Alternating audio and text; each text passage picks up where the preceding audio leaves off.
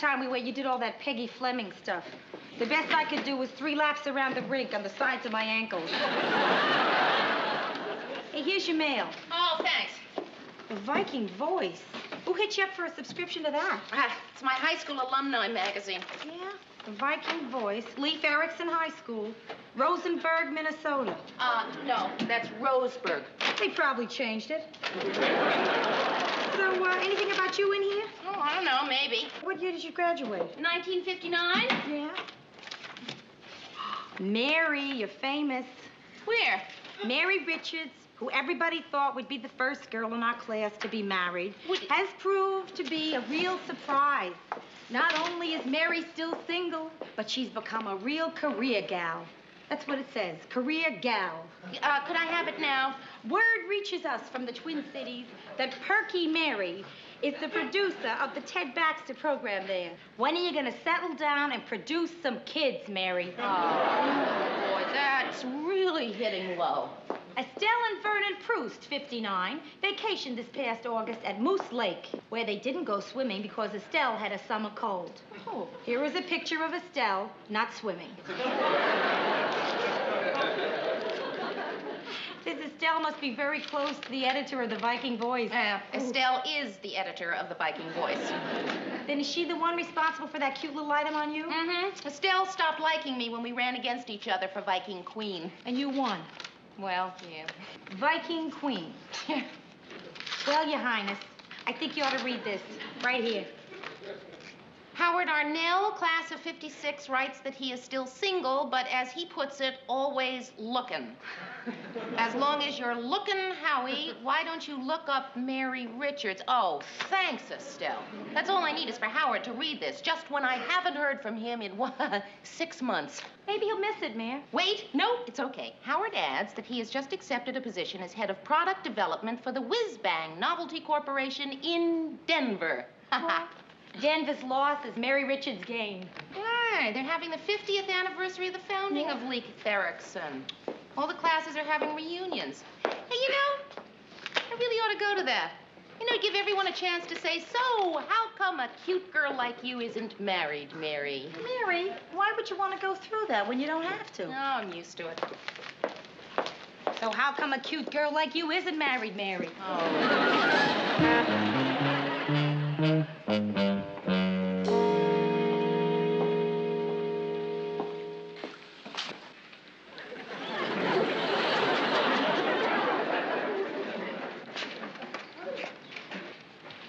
Ted, what's the matter?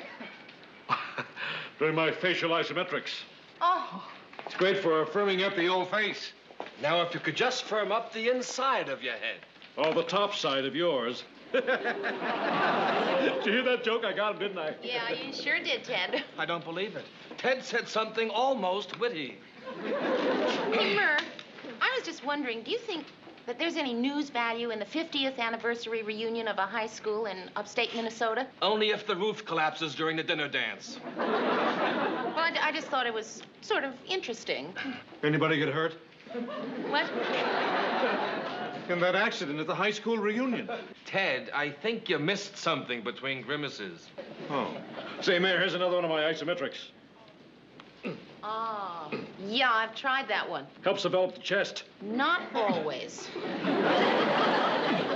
The reason I mention this high school reunion thing is it's my old school and I'd sort of like to go. I think you should call in sick Friday.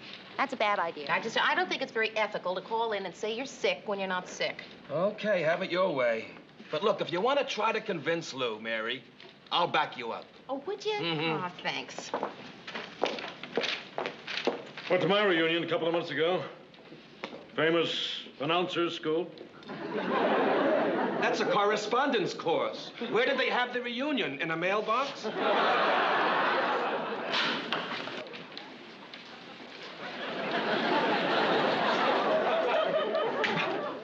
Ted, if you're trying to pick up that chair, I suggest you get out of it. Just trying to firm up the old tummy muscles, Lou. Looks like you could use a little of that yourself.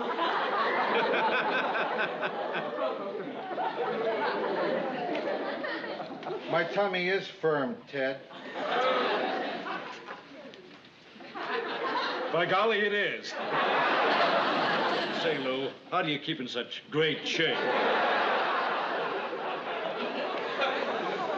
Oh, Mr. Grant.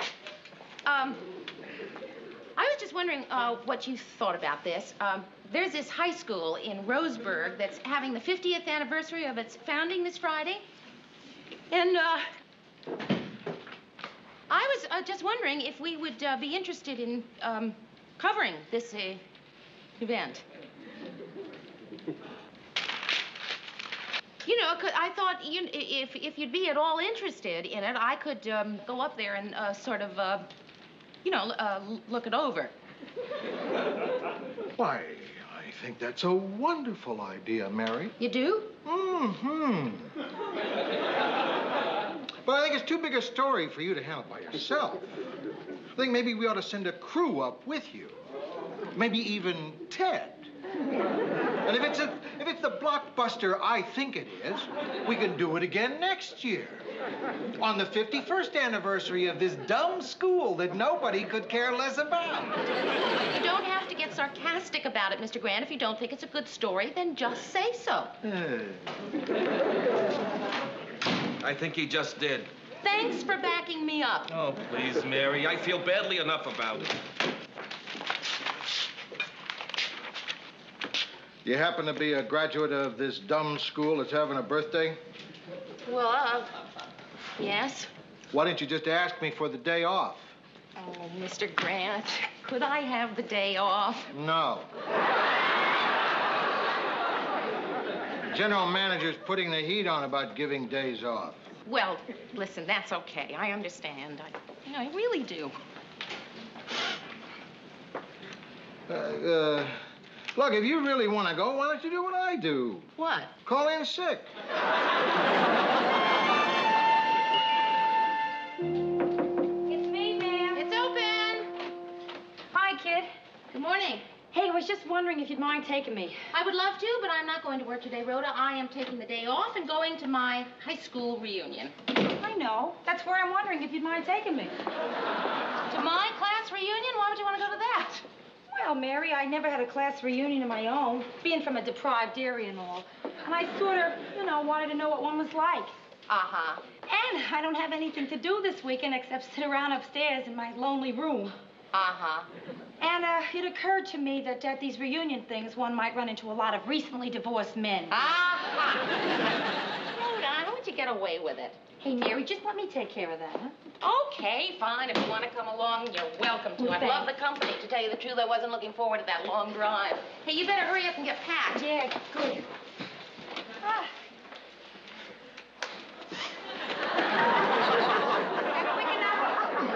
Hello, Mr. Grant? It's Mary. Mr. Grant, I won't be in today. I'm not feeling well. Yes, I'm sure that I'll be fine by Monday. Thank you. Hey, Mare, you can teach me the old fight songs in the car. Come on.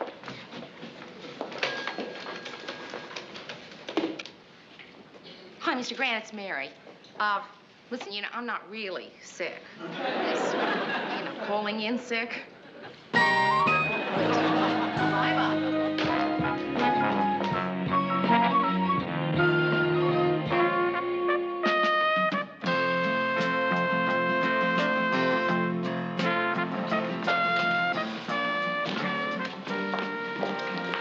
Is this 1959? Yes. Oh, hi, Estelle! Arnell Howard, how are you? That's Howard Arnell. I put my last name first. There's a comma there. Oh. Listen, is Mary Richards here yet?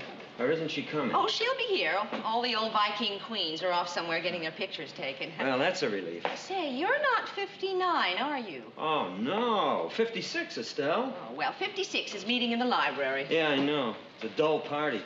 The librarian keeps shushing me. I just wanted to stick around and say hello to Mary. Well, I'm expecting a big 59 turnout. You can't stick long.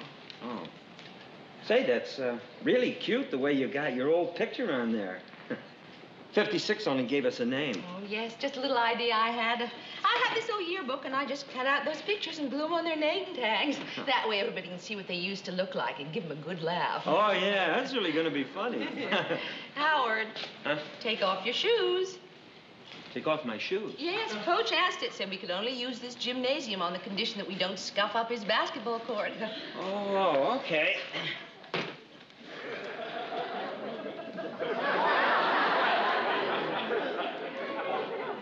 Both shoes, Estelle? Listen, couldn't I just take off one shoe and then kind of hop around? I'm really a good hopper. Both shoes, Howard. We've all got both shoes off. Yeah, but you see, Off or out.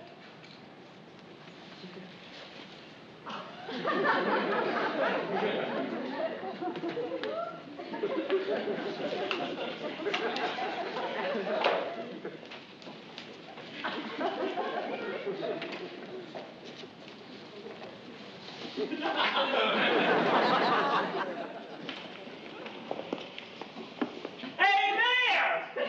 I'm here! Oh, it's here.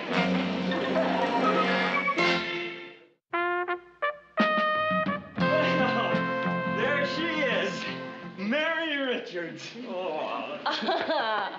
Oh, doesn't she look terrific, Estelle? Uh-huh. You know, I was really worried you weren't coming. Oh, no, we're, here. Yeah. Oh, Howard, you remember Rhoda Morgenstern? Why, sure. I haven't seen you since graduation. Hey, let me get a shot of you girls. Well, Howard... Hold it. What... You've changed, Rhoda. Oh, well, yeah. I blossomed. Mary, would you like to register? You're holding things up. Oh. I'm expecting a big crowd any minute. Sure. Hold it. Howard, listen, I've One got here. to... I have to register here, Howard, so, look, why don't we just do this later, okay? Oh, okay, Mary. Okay. Oh, let me take your coat. Oh, no, that's okay. No, it's okay. You- I got it. Oh, Mary. I'll be over there under the backboard. Good. Yeah.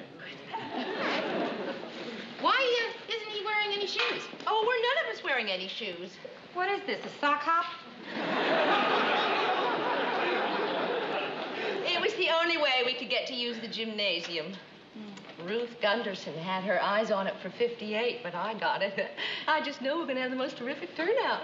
Well, you sure got off to a terrific start, all right. See, I don't seem to remember you. You're not 59, are you? No, Estelle. 59. Do I look like a 59? 55? Class of 62, Estelle. Well, 62 was meeting in the cafeteria. Well, I'm just going to hang around a few minutes while Mary registers. Mary Richards. It is still Richards, isn't it? Yes, it's, still Mary, too. So you've never been married, Mary? No, Estelle, I haven't. I've been married twice. She liked it so much the first time. There you go. Thank you. Oh, well, now, you know, that figures. What? You look exactly the same as you did in high school, doesn't she, Estelle? Shoes off. Oh, right. Just put them over there in a row with the others. Having fun so far?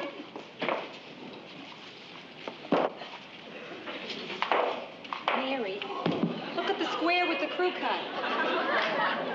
Last time I saw a guy in a haircut like that was in a movie. He was going to the electric chair.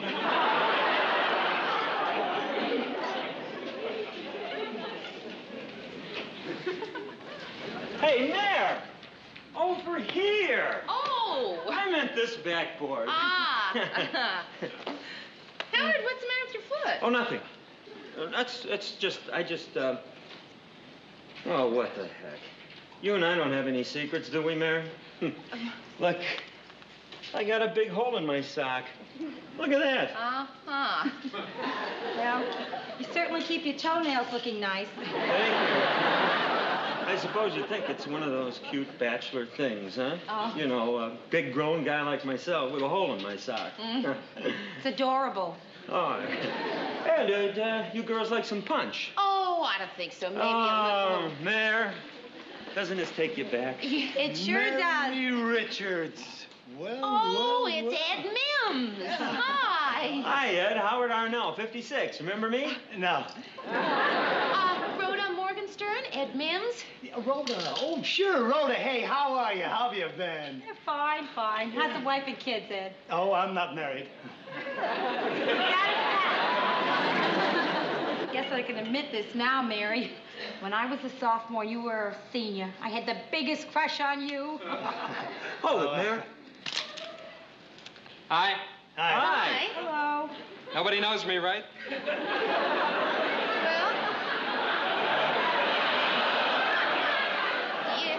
no, to tell you the truth, I didn't think you would. Eldon Colfax. That's me. Little Tubby Colfax. Gee, you don't look anything like your picture there. Hair transplant, contact lenses, nose job. Oh, I love your face. It's getting there.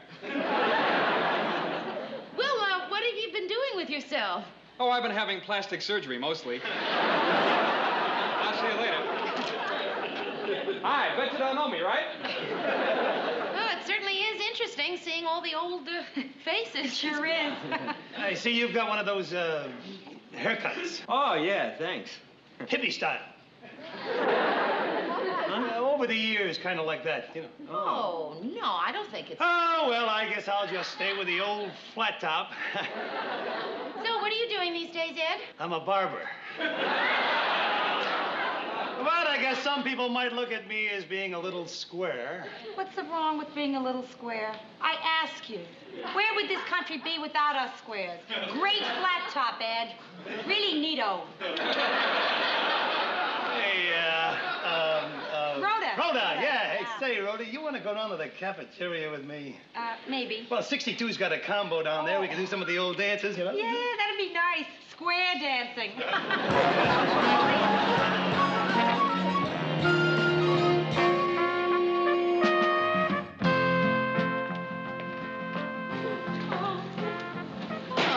Stella, what's the matter? 11 people, that's what's the matter. We had a graduating class of 175 and 11 people show up. Well, it's a very nice 11, though. Oh, yeah, you've done a heck of a job here, Estelle. The class of 65 has 102. Helen Westerberg told me they're packed like sardines in the biology lab. She wants me to trade and let them use the gym. Oh, our class never did have any spirit. We didn't even have a full turnout for graduation. Oh. Hey, everybody, it's Mr. Vandermast. What class is this? 59. Lousy turnout. Well, I'm expecting a lot more. Don't hold your breath. Your class never did have any spirit. Mr. Vandermast, won't you say a few words to everybody? Ladies and gentlemen, Mr. Vandermast. Welcome back to Leif Erikson High, students. It's nice to see all of you. All 10 of you. 11. All 11 of you. Is your class president here? How about a vice president? I'm here. I was the secretary. Oh, good. It's good to see you. Is that Estelle? Oh, he remembered. Doesn't he have a marvelous memory, doesn't he? Well, thank you very much, and welcome back. How about some of my punch, Mr. Vandermast? Mary Richard. Oh, it's so nice to see you again, Mr. Vandermast. Oh, formality isn't necessary, Mary. We're not principal and student anymore. You can call me Vandy. Oh, no, I couldn't. Oh, you don't want to make me feel like an old man, do you, Mary? Oh, no, of course not. Vandy. Don't be piggy with Vandy, Mary. Some of the rest of us want to see him, too. You're going to stay a while longer, aren't you? Oh, yeah, I guess I can stay a little while. Oh, good, because I understand there's going to be a little presentation to you later on. To me? What for? Tim, Mary. I see you were talking to Mr. Vandermast there. Yeah, gee, I always liked him, didn't you? No. Take your shoes off, Vandermast. Listen, Mary, I gotta talk to you a minute. Oh? Look, I just didn't happen to come to this reunion. I came here to talk to you. Well, what about, Howard? Oh, look, Mayor, I pretend I like playing the suave, eligible bachelor. But it's all a game, Mayor. A big game. Oh, I know. Happy-go-lucky Howard. A lot of laughs, good times. Mr. Hip. That's what you think, isn't it, Mary? Oh, no, Howard. I've never thought of you as, Mr. Hip. Well, that's why you're special, Mary. See, that's why I had to see you. You know what I need. No, Howard, I don't think that I do. Yes, you do, Mary. Don't you be modest. There's something lacking in my life, Mary. Something, and that something is someone like you. Marry me, Mary. Listen, everybody, they've chosen our reunion to announce they're getting married. No, he didn't. No, we are not. No, we are not getting... We're not? No, Howard. Oh. Howard, listen, I think you are one of the nicest, sweetest people I know, and I thank you for wanting to marry me, but no, Howard. Then you have some girlfriends you could introduce me to? Oh, Mary, you don't know what it's like. A man my age, what I have to go through. Most of the girls I date are such drags. Oh, Mayor, hi. Hi. Oh, excuse me, just a minute, Howard, will you? Sure. Oh, Mary, you'll do that for me, won't you? Yeah, Howard, I'll try to think of someone. What's the matter? They really got square dancing down there. And Ed, you know, he loves it. He's still down there. He won't know I'm gone until I get to the do-si-do. So what's with Howard? He wants me to introduce him to some girls. And you couldn't think of any, right? Rhoda, you wouldn't be interested. Howard is boring. Boring, huh? Yeah, he's kind of dopey. Yeah, dopey? Well, to give you an example, I see him, maybe once a year. Every time I see him, he asks me to marry him. So, Howard! Mary, I always hoped that you would be back here one day getting an award. Well, I guess I don't know what I've done to deserve one. Oh, if you'd been coming to our reunions every year, you'd know that someone is always honored with a trophy. A trophy? Let me read you what it says. To that member of the class of 1959 of Leif Erikson High School who has come the furthest to the reunion.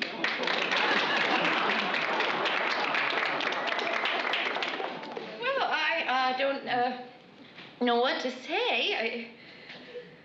I mean, I only traveled 125 miles, so... That's 100 miles further.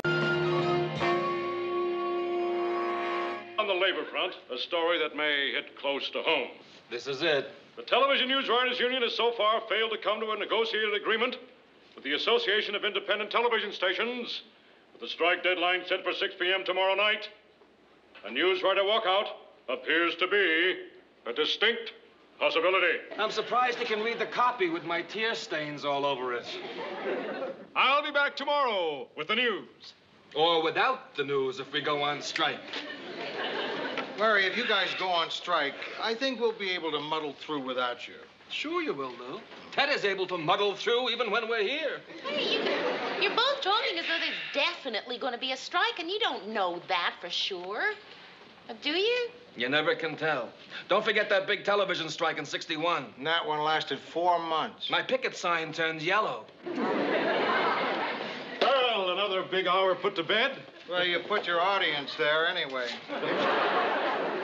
Hey, Murray, what's the latest on the strike, man? Strike? What strike?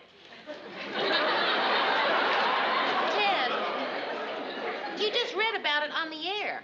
Oh, really? I wasn't listening. The news writers, Ted, they're probably going to go on strike. Hey, Gordy, you don't really think there'll be a strike, do you? Well, I sure hope not. Why? It's not your union. Yes, it is. I write my own weather reports. You see, Gordo, that's a mistake I never make. I never write anything. Nobody here seen me write anything, have they? You don't hear many people bragging about being illiterate. Hi, everybody. Oh, hey, Al, have you heard anything about the strike? Heard anything? That's all I've heard all day long. I'm on a negotiating committee, and I just got out. So what did you hear? I don't know. It's too close to me. Have you guys heard any rumors? Oh, not in the last 5 minutes. Boy, it's sure a bad time for us to think about striking. Why's that? Because it's snowing outside, and I don't like to picket in slush. Snowing? Yeah, it's really coming down. Mary, see you in a minute. Coming, Mr. Grant. You know, Mary, I don't care what anybody says. I predict there's going to be a settlement. There, you see, you guys, that's what I'm trying to tell you. Gordy knows what he's talking about. Of course, I'm the guy that predicted fair and warmer today, too. Yes, sir. Sit down, Mary. You know what we are? Well, we're Management.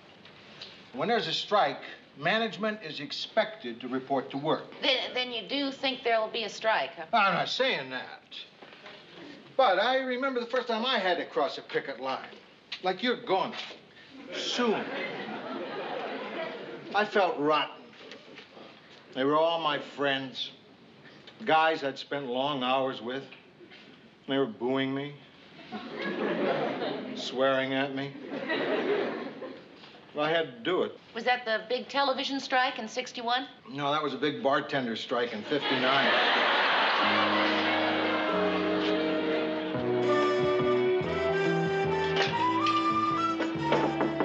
Come on in, Rhoda. I come bearing food. Good. I am starved. What'd you bring? Salad. Rhoda, you distinctly said that you were bringing leftovers. That's what was left over. All we got is 2 salads, huh? Mine's a soggy Caesar. What kind you got? Waldorf. You know, raisins, nuts, apples. Good. Yours will be dessert. Hey, Mayor, I see where there's going to be a strike down at your station. No, it's not definite. It's more definite than you think. I was down picking up window display cards at the sign shop, and they were working on the picket signs. Oh, boy. I'm going to feel terrible crossing a picket line with Gordy and Murray in it. You're going to cross a picket line? Well, yeah, I have to. I'm management. What's the matter? You're the first management person anyone in my family has ever socialized with. Really. I mean it, Mayor. You are the bad guys. Thanks. No, it's true. I come from a long line of labor. The only person in management my father could tolerate was Casey Stengel. Go ahead, Rhoda, make jokes, but when I have to cross that picket line, believe me, it's not going to be any fun. Hey, look, Mary, I'm sorry. I know it isn't funny to you, and it's not going to be pleasant what you got to do. But life isn't easy when you're a dirty, rotten scab.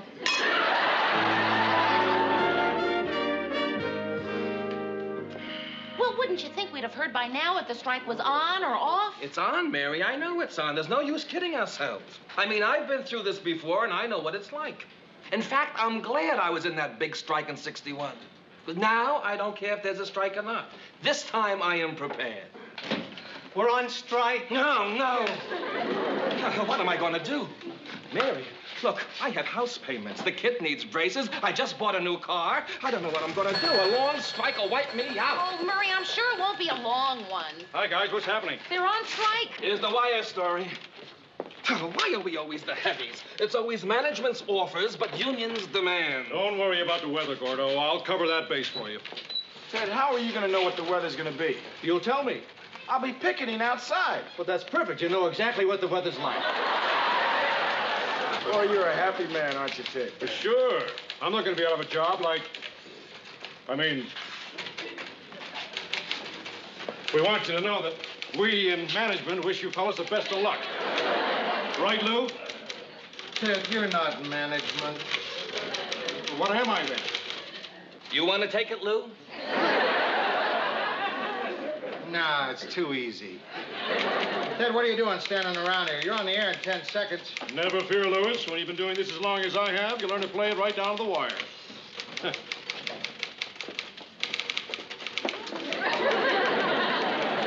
All right, guys, we're all leaving now. Murray. No, I'm right in the middle of this strike bulletin. Too late. You're on strike. But I'm not finished with it, Al. They'll get the message. So long, Lou. So long. Come on, guys, let's go. Bye, Mary. Lou. Well, Lou, guess this is it.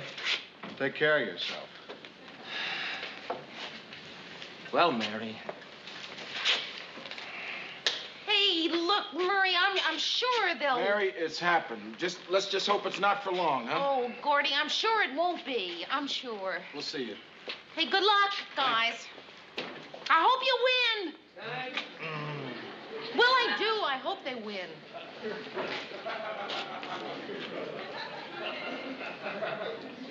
Well, here we are. The 6 o'clock news team.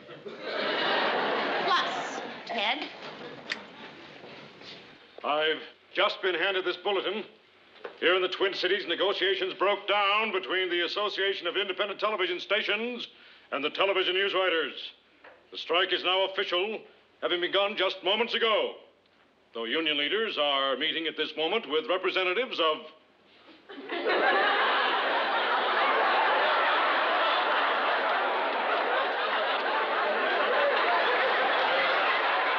representatives of those other people who are in strike. Just having begun moments ago, here in the Twin Cities, where negotiations broke down just moments ago. Repeating that story. Mary, I think he's stuck.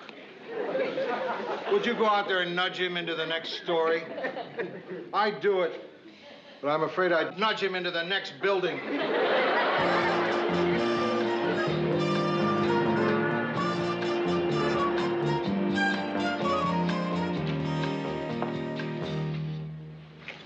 What do you say, management? Well, you were right, Mr. Grant. You said crossing a picket line wasn't going to be any fun. They give you a hard time? Well, I started to cross the picket line, and some guy from another station started to make a couple smart remarks. So Gordy told him to shut up, and he wouldn't. So Gordy went after him, and, well, I just wanted to prepare you. Prepare me for what? Well, when Gordy went after him, he handed me his picket sign. So? So there was a newspaper photographer there, and there may be a shot of me in tomorrow's paper holding a sign that says, "You stink." Those picket lines? Ted, what happened? They rough you up? No, I got dirty going up the fire escape.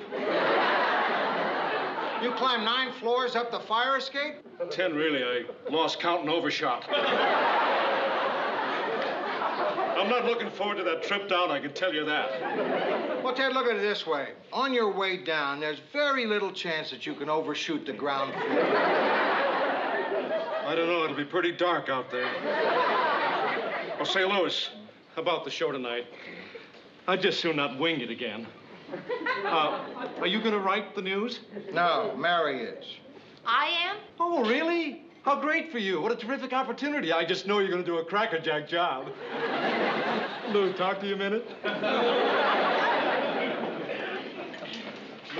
Lou, what are we doing here? That girl's no news writer. Ted, it all balances out. Mr. Grant, I agree with Ted. Why don't you write the news? I agree with Mary. Well, I'd like to. Good, it's settled. But I can't. The technicians just walked out in support of the news writers. I'm going to be number 2 cameraman on the Chuckles the Clown show. Who's more important, me or some dumb clown?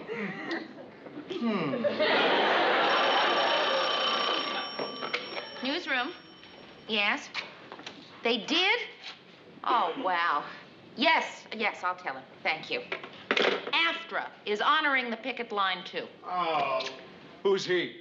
Ted, AFTRA is your union, the American Federation of Television and Radio Artists. Artists? I've never drawn a picture in my life. I'm no artist.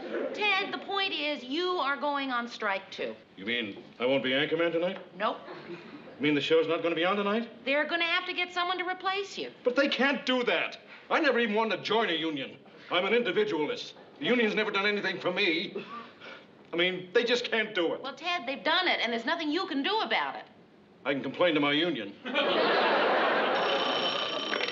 Newsroom. Just a minute, please. Mr. Grant's for you. Say, Mary, I can do it if you don't tell anyone. No, Yeah? Ted. Yes, I can put on a mustache. Ted, they'd recognize your voice. I'll talk funny. Who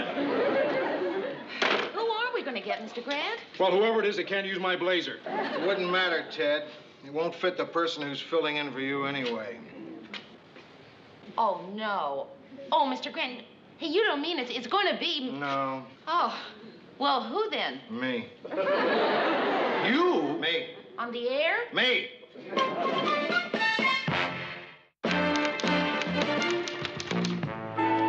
measure to lower the legal drinking age is now before the legislature, where the 18-year-old bill is not expected to pass. Hi. Huh? Mr. Grant, why aren't you in makeup? You go on in just a few minutes. I didn't have time, remember? I had to do camera on the Chuckles the Clown show. Who did they get to replace Chuckles? His producer. Boy, you know, I can't picture Herb Bernstein in a clown suit. I've been looking at him for a half hour and I still can't picture him. Well, you see, there's something, Mr. Grant. At least you don't have to go out in the air and make a fool of yourself. I don't want to talk about it. Let's see what you've been doing here.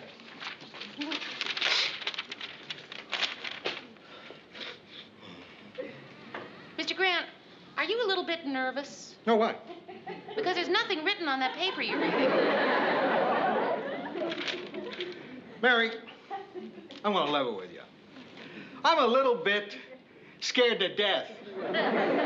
My hands get clammy if I have to talk to more than 6 people at a time. Here, feel them. Well, that's... Feel 'em. Have you ever felt clammier hands than that? And those are just my hands.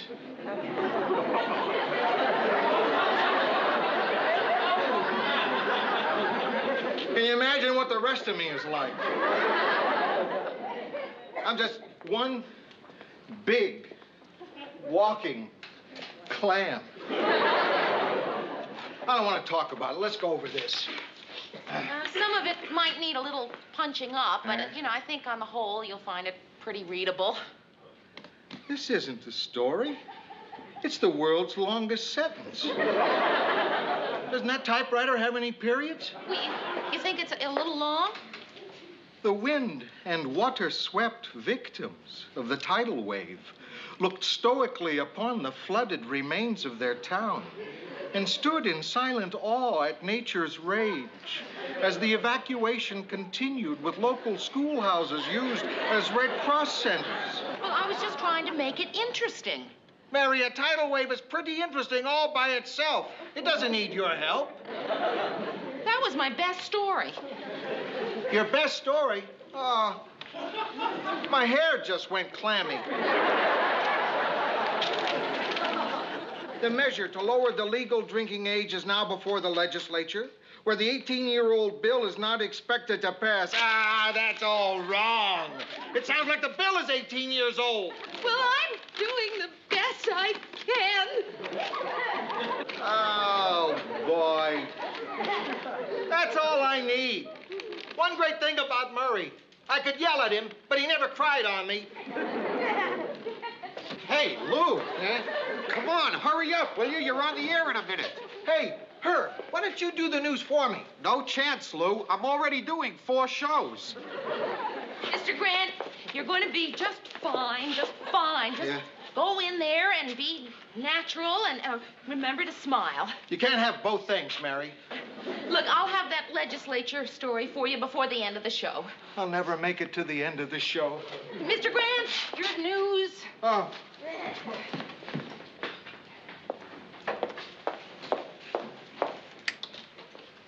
For those of you who are not aware of it, we are in the midst of a strike. So management personnel have been filling in for the striking performers.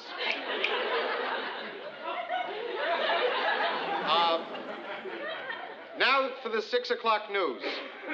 Substituting for Ted Baxter, Lou Grant.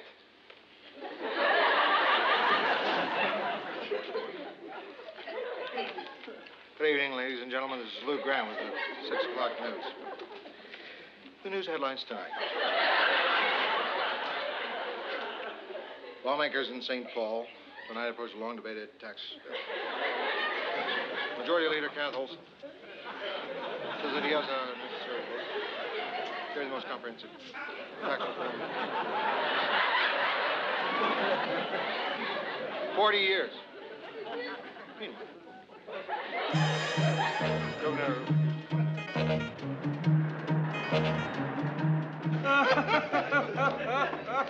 And when the sound boom came down in the picture, Lou looked like he was gonna bite it. His hand was shaking so hard, he looked like he was fanning himself with the carpet. And how about when he burped?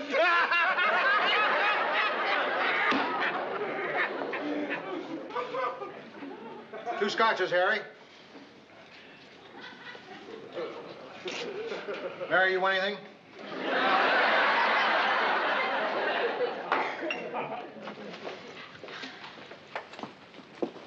Hi, Mary. Hi. How are things on the inside? Oh, fine. So, I guess you guys caught me on the air, huh? What do you mean? Did you take Ted's place or something? No kidding. How'd it go? Pretty good. You should have seen him, really. He was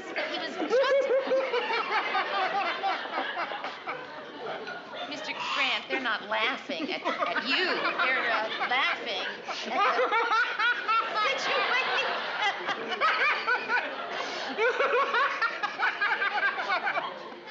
What about you, Mary? You laughing at the situation, too? We're not laughing at you, Mr. Grant. We are laughing, With me. But, Mary, I'm not laughing. I've got to do it all over again tomorrow night. Okay, guys, I've got this whole thing worked out. Mary Lou, you can listen to this, too. Shove over, Gordy. You want to sign this, Gordo? It's a petition. I've got the perfect compromise to end this strike. This I got to hear. What is it, Ted? Simply this, that your union accepts management's offer. Ted, management's offer is no pension plan, no health insurance, and a cut in pay. It's only a small cut. No chance, Ted. How about a drink, Mr. Baxter? Are you kidding, Paul? I'm out of work. I can't afford it. I'll buy you a drink, Ted, and I'll have another one. Oh, really? I'll have the usual, Paul. All right. A double scotch and a creme de menthe frappe. Paul, give me one of those hard-boiled eggs, too, will you? Boy, suddenly I feel so relaxed. Look, no clams. I'm a big cucumber, cool and dry. I sure wish I could do the news now. I saw you do the news, Lou. You were terrible. I know. That's because I made a mistake. What's that, Lou? I started drinking after the show.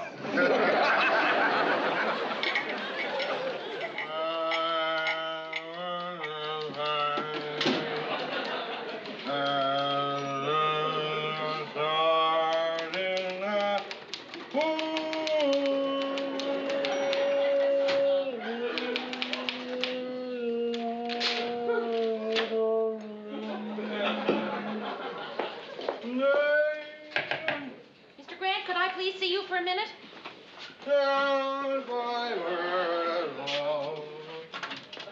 Who is it? It's Mary. Oh, of course, Mary. Come right in and sit down. Uh-huh. Now, what is it you want, Mary? Mr. Grant, I am going to say something to you now, and I hope you realize that I mean no disrespect whatsoever. I understand how you feel about your authority in the newsroom, and I would do nothing to circumvent that. Mr. Grant! Now, what did you want to say, Mary? Mr. Grant, you are in no condition to do the news tonight. No. I was in no condition to do the news last night. But tonight, I'm beautiful. I think you're a little too beautiful to go on. Thank you. Mr. Grant, what I mean is I can't let you. Can't let me what? Go on. Huh? Due to the fact that you are not in possession of your faculties, I am taking charge of the newsroom. As long as you're in charge, would you help me on with my coat? Mr. Grant. Thank you. Look, Mr. Grant, you could lose your job. I am very sorry, but I cannot let you pass.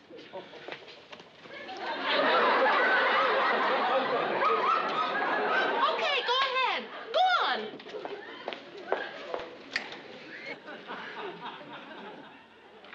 Good evening, ladies and gentlemen. This is Lou Grant with the 6 o'clock news. Quints were born in Caracas, Venezuela.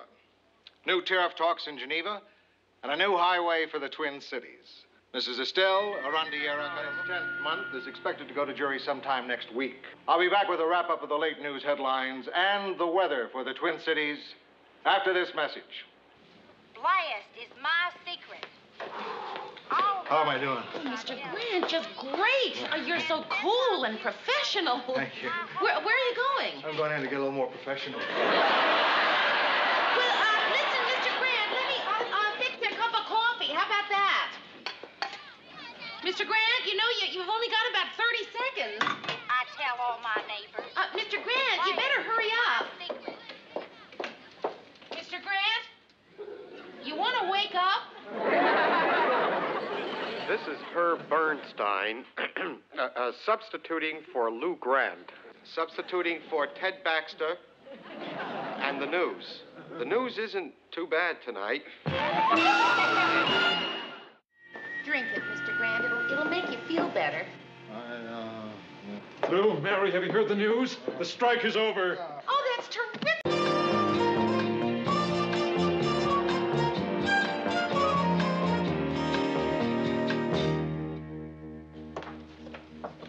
Have you seen the latest ratings? No. We just moved into the top 10 Hey, that's wonderful. in our time period. Oh. Well, of course, you've always said that a news show shouldn't be governed by ratings. And I'll keep saying that until I can figure out why we're always on the bottom. Speaking of Ted. I didn't mention Ted. You did? Isn't that funny? I wonder why I thought you did. Well, anyway, now that we are speaking of Ted, I have just been going over the union vacation records, and I discovered that it's been quite some time since Ted took a vacation. Well, sometimes things slide by. 4 years. Isn't that as long as he's worked here? Yeah, only 4 years. Seems longer. Well, Mr. Grant, the point is we are in violation of his union contract if he doesn't get at least 2 weeks off every year. His contract calls for him to be a newsman. He's in violation every time he opens his mouth. Well, shouldn't somebody talk to him about taking a vacation? Yeah, let me know how it turns out. One end of my football pool, Mer, the Rams-Vikings game.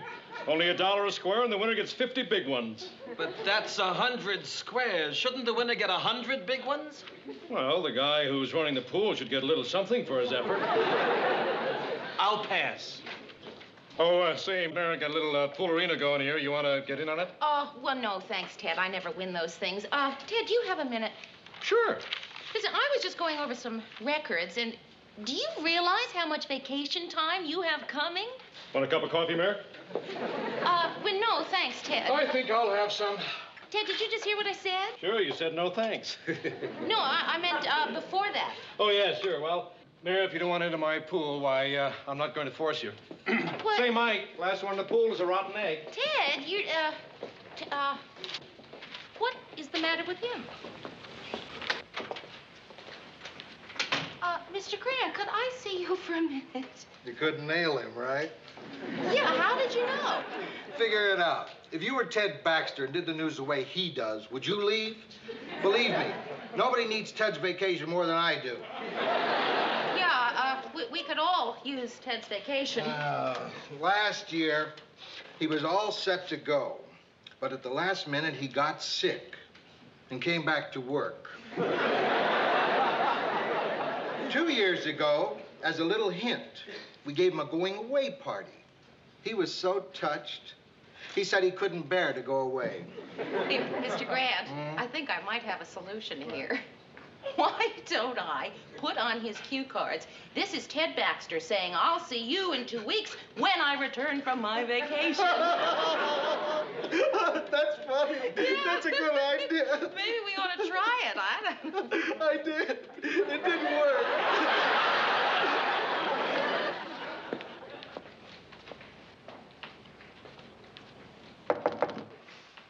Ted? Ted, I know you're in there. I can't come to the door right now. Why not? I'm naked. Ted, you are not naked. Well, I will be in a minute. Ted, come on, I've got to talk to you. Won't you please let me in? Oh, all right. Thank you. Well, it's the first time I've ever been in your dressing room. First time anybody's been in my dressing room. Don't tell anybody what it's like. Why not?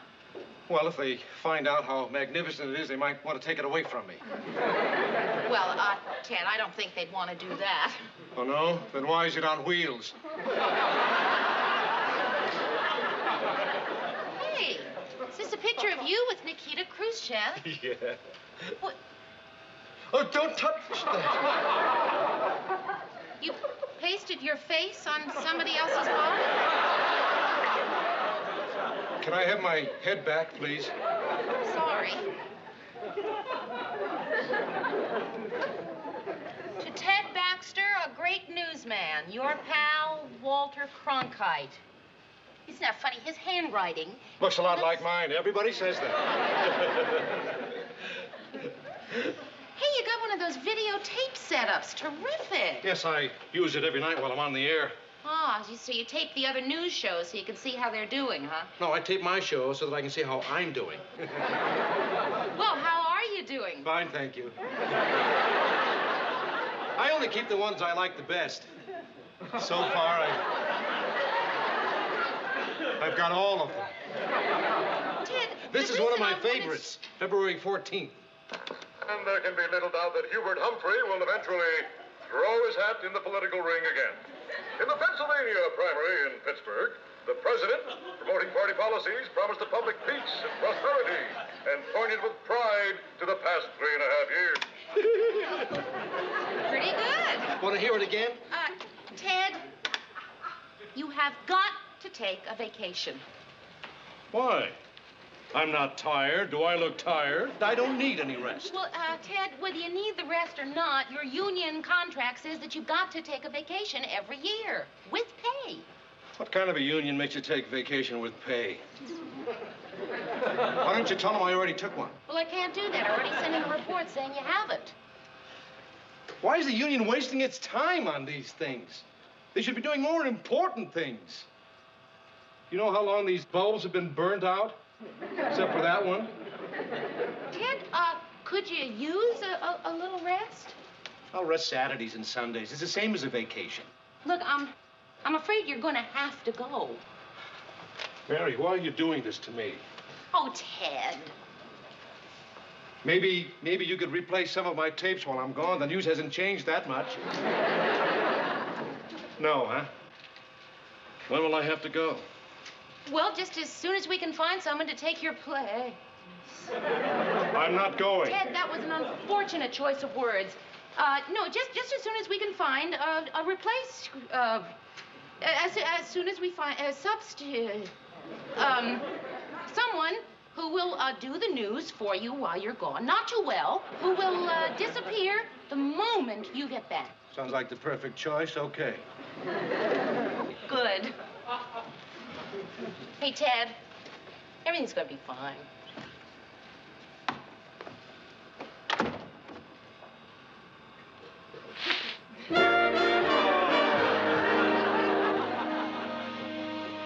How are the interviews going? Well, not so good. Mr. Grant, I'll look forward to hearing from you. I've had plenty of experience in radio, and I'd love to switch over to TV. Sounds like he found his man. Don't make any bets. You have my telephone number, haven't you? Yes, I have. So long for now.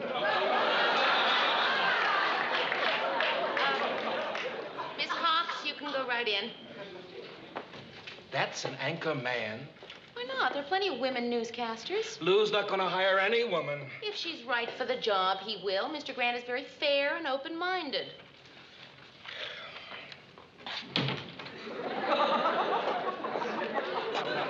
You were saying? Gee, I wonder why he hired me. Didn't you know? You're our token woman.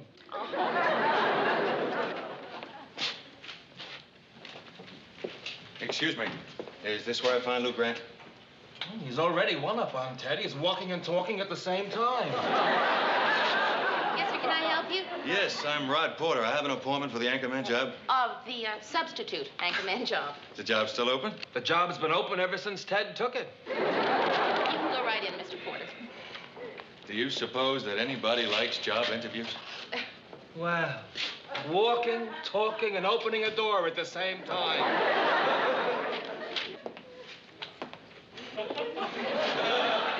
Same here. Oh, yes, Ted?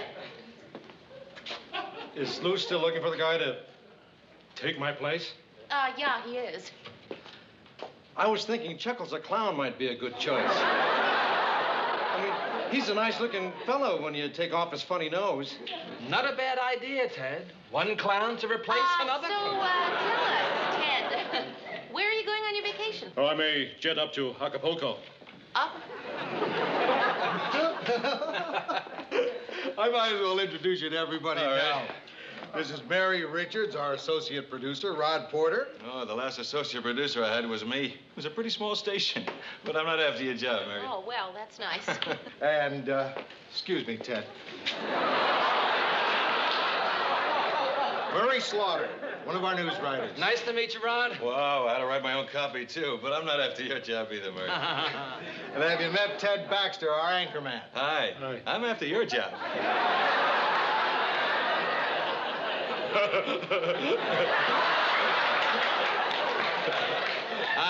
I hope I can keep your audience happy. What audience?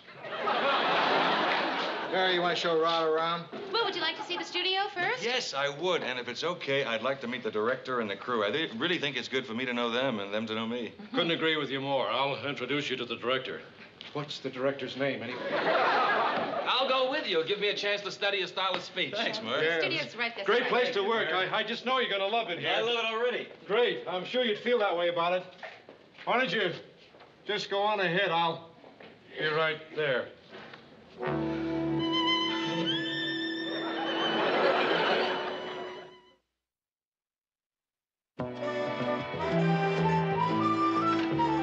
Okay, who is he? Cut the small talk, Mary. I want to know who he is and why you've been keeping him from me. Who are you talking about? Tonight I came home, as usual. Turned on the 6 o'clock news, as usual. And then I did what I usually do while I watched the 6 o'clock news. I took a shower. You take a shower while you watch the news? No, not always. Sometimes I vacuum, sometimes I go to the store. That's the best thing about that Ted Baxter. You can do all that stuff and not feel like you're missing anything. No, but that's just not fair. I ran out of hot water. And when I got out of the shower, there doing the news is this movie star. Yeah, that's Rod Porter. Boy, is he ever. Oh. So will you tell me about him? Well, he's filling in for Ted for a couple of weeks. Yeah? At least I hope it's just a couple of weeks. Why? Is he hard to get along with? No, he's very, very nice. Is he very, very married? Very, very. Well, so's everybody. But he's still terrific. Oh. Yeah, I know. So what's the matter, Mayor? Well, the ratings are up, for one thing. Oh, yeah, that's really terrible. What else bad happened today? Did you get a raise? Rhoda, it's just that I feel sorry for Ted. I mean, that poor man is on a vacation in Acapulco that might never end. Oh, I see, yeah. Well, look, Mayor, it's not your fault. You didn't make Rod good. No, but I made Ted go. The poor man didn't want to take his vacation either. He was afraid something like this would happen, and he was right. It's happened.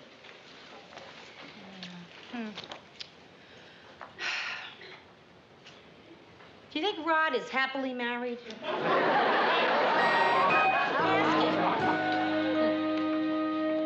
Listen to this one.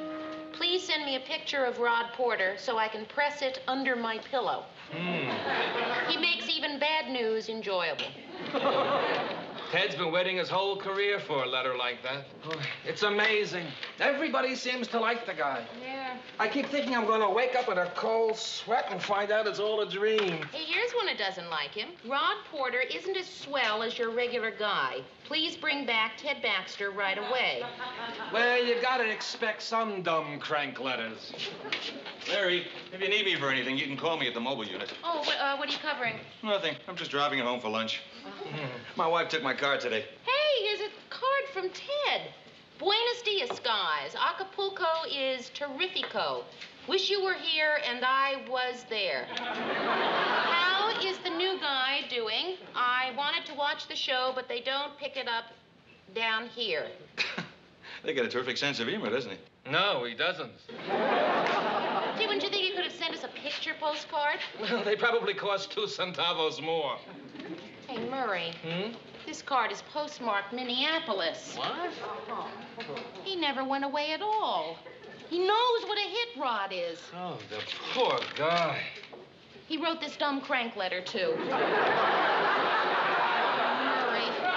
I feel so guilty.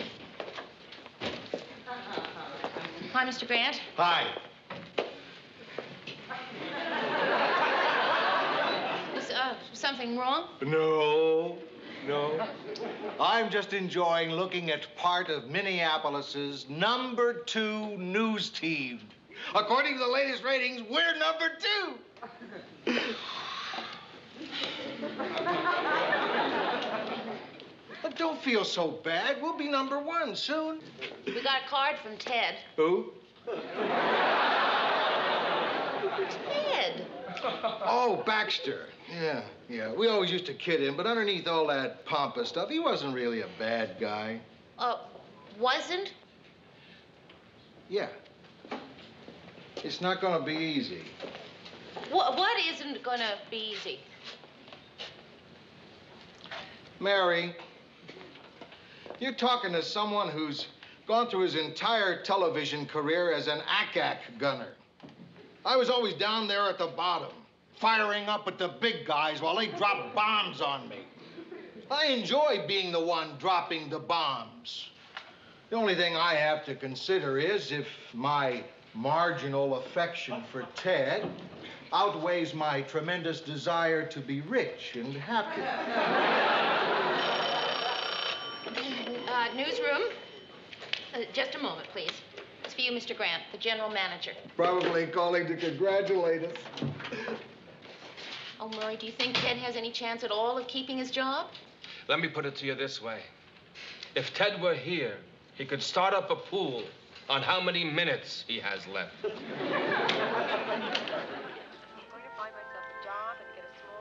know what I suddenly have a terrific craving for? A pizza. Why don't you send out for one? Nah. By the time it gets here, the craving will be gone. And then I'll end up eating it anyway, even though I don't want it. Oh, well, then you know what you should do? What? Don't send out for one. But I have this terrific craving for one. Maybe 2. Hey, you think that could be my pizza? Who is it? Me. Who's me? Have you forgot me so soon? Well, Ted. Hi, Mary. Hi. Come on in. I thought you were still in, Acapulco. Well, I jetted back a few days early. Got homesick for the old hometown. Oh. I just thought I'd take a little walk tonight. Well, gee, your place has to be 10 miles from here. Well, actually, I only walked to the car, then I drove over it, then I walked up here. Oh. Well, come on in. I thought I'd take a chance to catch you alone. I see I have. Thanks, Ted. So, how have you been? Mary, I haven't slept in 3 nights.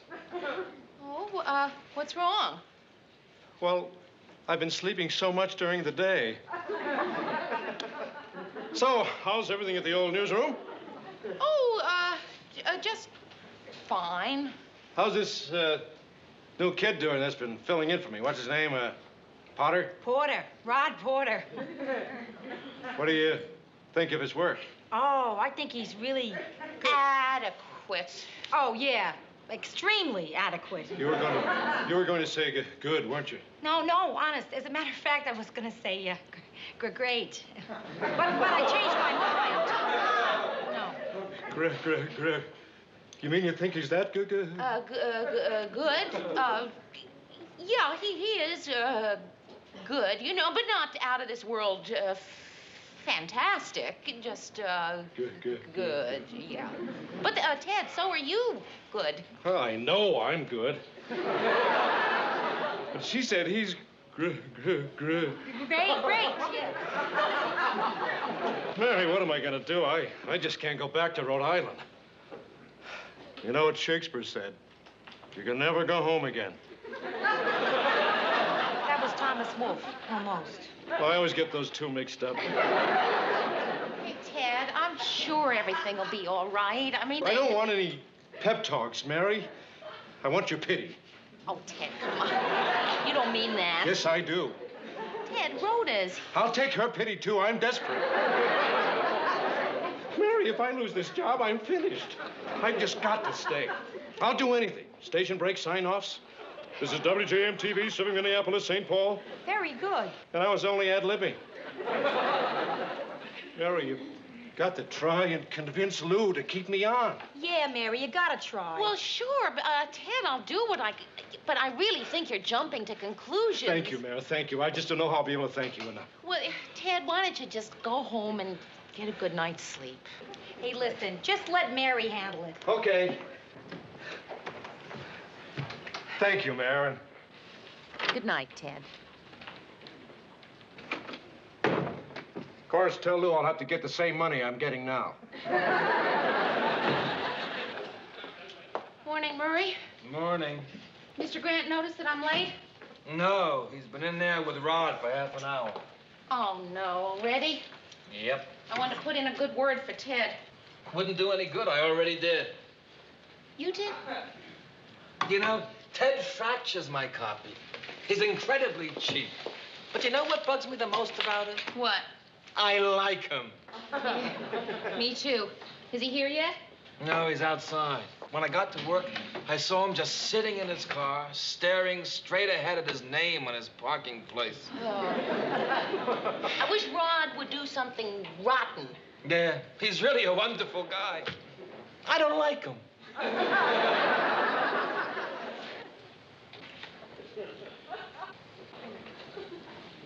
Well, would you look who's here? Hi, guys. Hey, Ted, how are you? Hey, how is Acapulco? That's some tan you got there. Well, I might as well tell you guys I never went to Acapulco. Well, where did you get the tan? Well, I used some of that stuff. We missed you. You don't have to say that, Mayor. She's not just saying that. We really missed you. You're only saying that to make me feel good. Ted, we're saying that because it's true. I missed you guys, too. Well, it's the same old newsroom. Same old mayor, same old mayor. The same old Lou in? Oh, well, yeah, but there's somebody in there with him right now. Potter, right? Porter. Thought so. Well, it was great while it lasted. Hi, Ted. Hiya, Lou. Don't everybody look so happy? Hey, Ted, how was your vacation? Terrific. That's good. You know, it was great for me, too. Replacing you was the biggest break I ever had. I'm aware of that. But it was all fair and square, and the best man won. This is the greatest place I ever worked. Lou here yelled at me a lot, but that's only because he cares. Murray, well, he's really a fine news writer. And Mary's the best there is. That's true. I just hope the people at my new job are half as good. Good. Yeah, the network. The network. The network. The network? Somebody from the network spotted me subbing for you and offered me a job. I'm leaving for New York next week. Well, congratulations. Thank you. Oh, I'm so happy for everybody. Yeah, New York's gain is Minneapolis' loss. Thanks, More ways than one. That still mean I'm the anchorman? Yes, Ted. Excuse me a minute. Well, isn't that It's terrific, Rod. You're gonna love New York.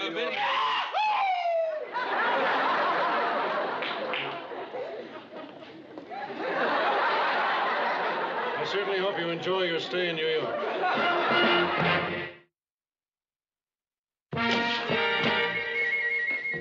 Look at these. If they get any lower, we'll be the only station in America with an unlisted rating. Well, it was nice while it lasted. But I'm glad Ted's back anyway. I think he's glad, too. Burr, I want a 2-minute personal editorial on auto safety. For or against, Ted? Whatever you think is right. As long as I have it by tonight. Mayor, those light bulbs are still out in my dressing room. When you going to...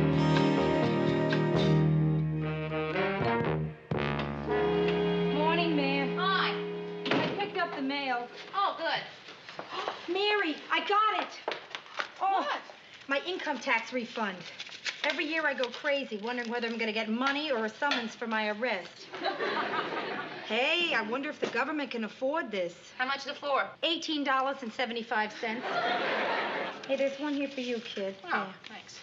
Oh, no. You can't win. What? This is the bill from the guy who prepared my income tax. $25. Oh, boy, just what I don't need. What just don't you need? Another chain letter. Oh, I haven't seen one of these things in years. Dear friend, this letter will bring you money if you read it and follow the instructions. Claude Johnson read it, followed the instructions, and received over $25,000 cash. And if you make 20 copies of this letter, send it to your friends, add your name to the bottom of the list of names, send $1 to the name at the top of the list, you will receive over $25,000 cash, right? Perfect. Throw it away. Mary, you mean you're really gonna break it? Isn't it bad luck or something to break the chain? There. Now, you see, that's what I hate about those letters. All that superstition and greed. What possible bad luck could I have if I break it anyway? Come on. You could lose your job. How? This letter's from your boss.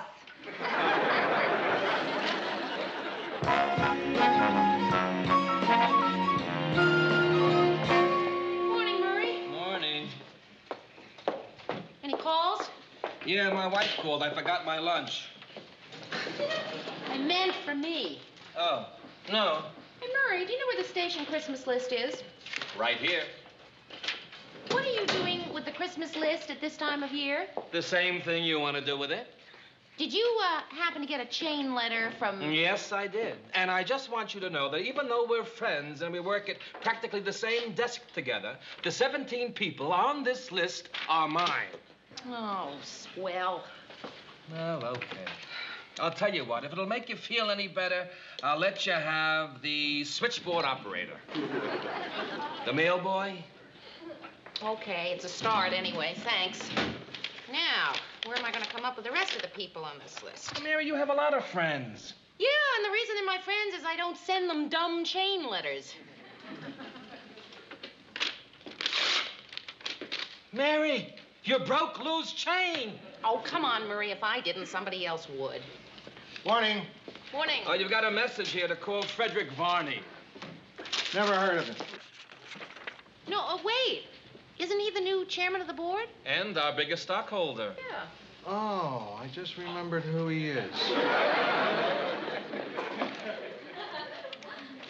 Mary, what's half of my chain letter doing in your wastebasket? Ah, keeping the other half company. Is that it? Well, Mr. Grant, I just... You just? Well, yeah. Mary? I'll let you have Chef Leroy. Yes, sir. Mary, I'm going to give you the benefit of the doubt. Because here's what I think happened. You were reading my chain letter. Your hands accidentally slipped, tearing the paper. Just then, there was a loud noise from the hall. The pieces of the letter fell out of your hands and into your wastebasket. Then I came in. So here you go, and you're welcome. Mr. Grant, it did not accidentally slip out of my hands. I ripped it up and threw it into the wastebasket because I just don't happen to believe in chain letters. Oh, neither do I. Well, then why did you send it? because this one's different. Did you see this list of names? You mean the people who answered the letter? Right. And it's a very distinguished list. Now, look up here at this name. Alan Ludden. Yeah.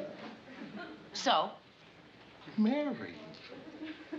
Alan Ludden is no fly-by-night nobody. He's Alan Ludden. Yes? I've been watching Alan on television ever since College Bowl. If Alan Ludden believes this chain letter is good enough for him, that's good enough for me. That's why I spent a lot of time picking people who I knew wouldn't break the chain. People I could trust. People who are reliable, responsible, intelligent. Lou, I got your chain letter.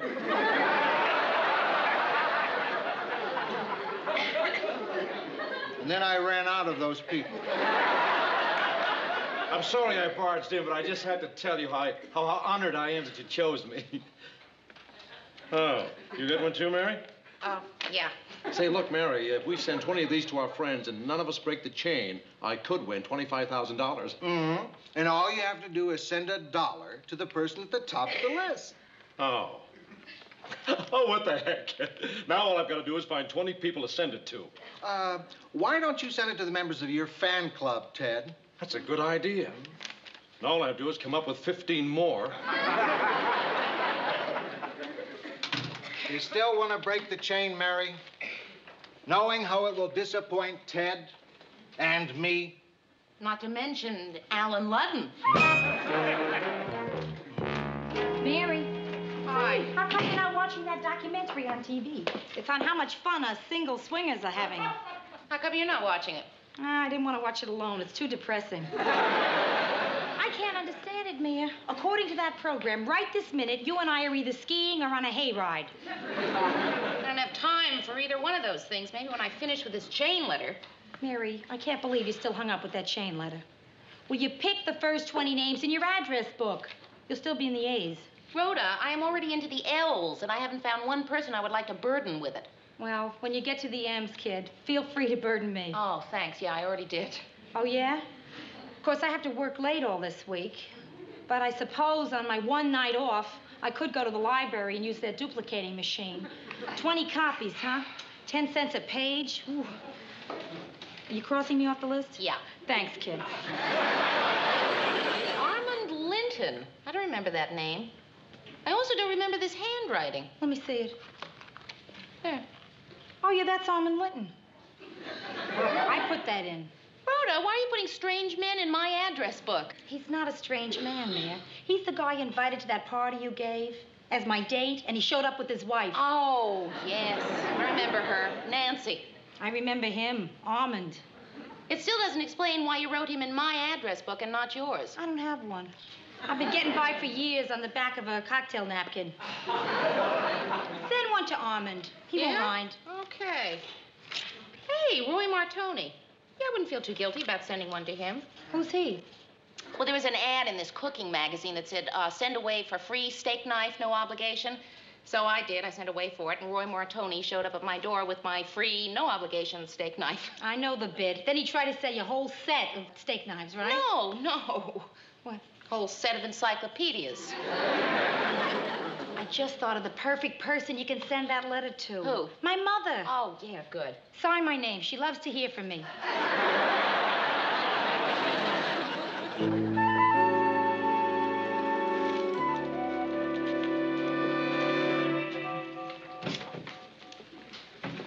Where is that kid, anyway? Ted, I called, and they said the mail boy is on his way up. But that was 4 minutes ago. What's taking him so long? Ted, your $25,000 is not going to come in one letter. It comes little by little. If it comes, which it probably won't. Well, that's what I'm waiting for, my first little.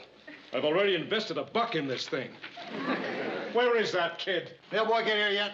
No, Lou, and I want him fired.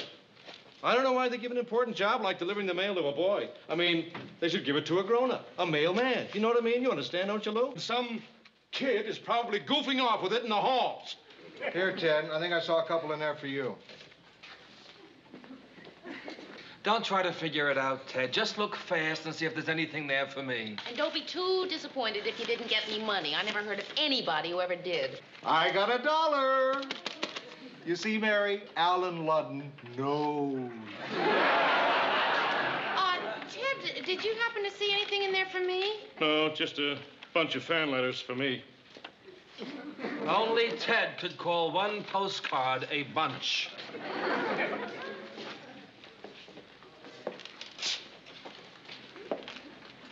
Hi, Mary. Hi. I got your chain letter, and I just wanted to thank you in person. Oh, wait, you're welcome. Well, thank you. You're, Armand Linton, right. Armand Linton, yes, well. I didn't recognize you. Well, that's because last time you saw me, I had my wife Nancy on my arm. Oh, yes. How is Nancy? Off my arm. We're separated, you know. Oh, I'm sorry to hear that. Well, that's all right. You see, I've been to a personal counselor, and I've learned to be open and honest about my separation. Excuse me, Mary. Oh, thank you. Oh, Murray Slaughter, Armand Linton. Oh, hi, how are you? Fine, since I became separated from my wife, Nancy. Well, I'm sorry to hear about that. What's the name again? Nancy.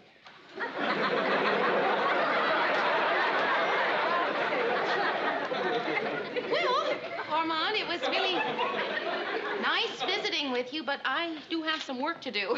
You know, Mary, your letter couldn't have come at a better time. It reminded me of how attractive and single you were. You certainly are still attractive. Are you still, Yes. Well. So am I, since I became separated from my wife, Nancy.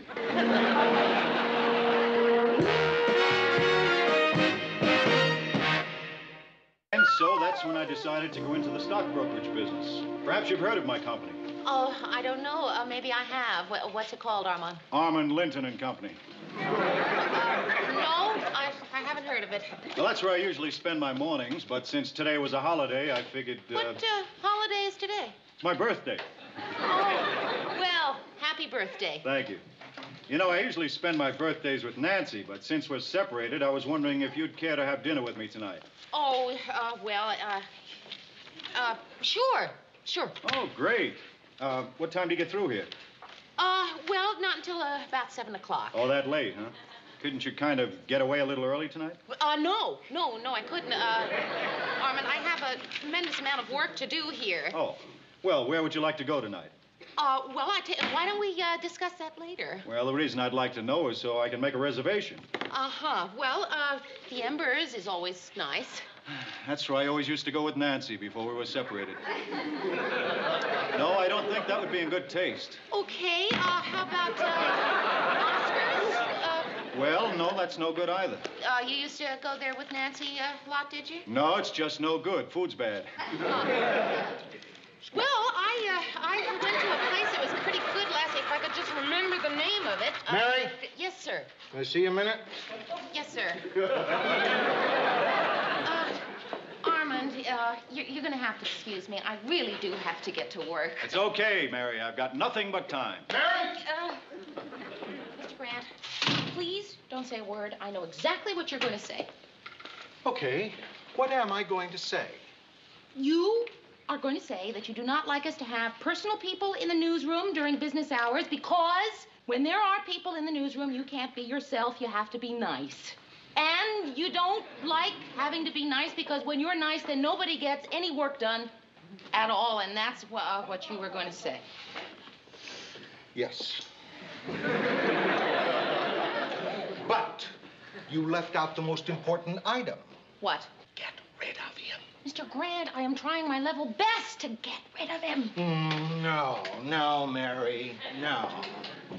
If you want to get rid of somebody, you say, please leave. Go away. Get out of here. Words like that. When I hear words like, where shall we have dinner tonight? I finish work at 7. Can you get off any earlier? That's not getting rid of someone, Mary. That's planning a life together.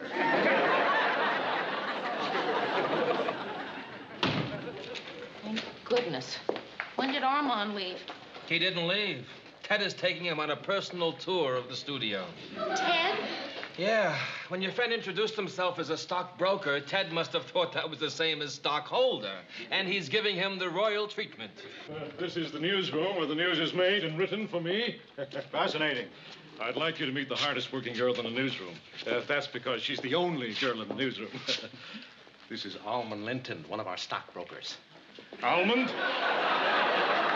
This is Mary Richards. Mary, why don't I pick you up at 8 o'clock tonight? Okay, I'll just write down my address for you. Boy, talk about fast workers. Great, I'll see you tonight. I'll show you to the elevator. Oh, that won't be necessary. I prefer the stairs. It's good exercise. Oh, is that how you keep in such great shape? Well, yes, that and yoga. Yoga? No kidding. I love yoga. Have you ever tried the kind with the fruit on the bottom? Come on in, Rhoda. It's locked, Mary.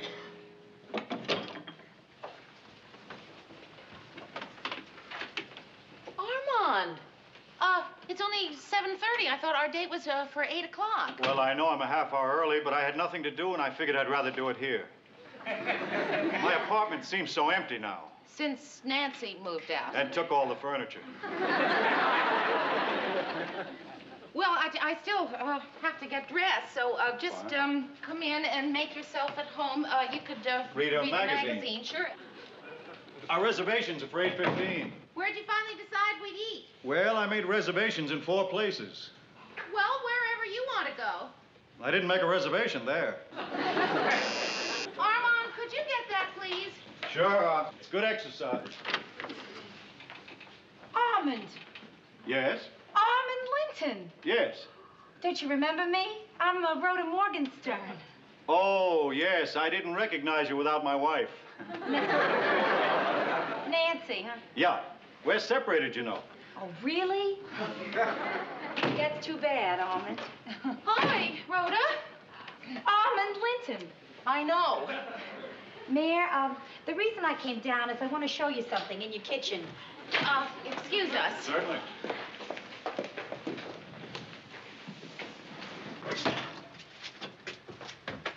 What's Armand Linton doing out there? Well, you remember how you told me to send him a chain letter? He answered it in person. Mary, you gotta be the only girl in the world who can send out a chain letter and win a man. I didn't want to win him. Oh, well, good. Because a great-looking separated man like that, Mary, should not go to waste. So if you'll excuse me... Rhoda. What? He's taking me to dinner. Oh, and you don't want to go? Well, it's his birthday. Mary, I'm going to do something to you I've never done before. I'm going to take him away from you. Terrific. I'll help you. Good. That means I might have a chance.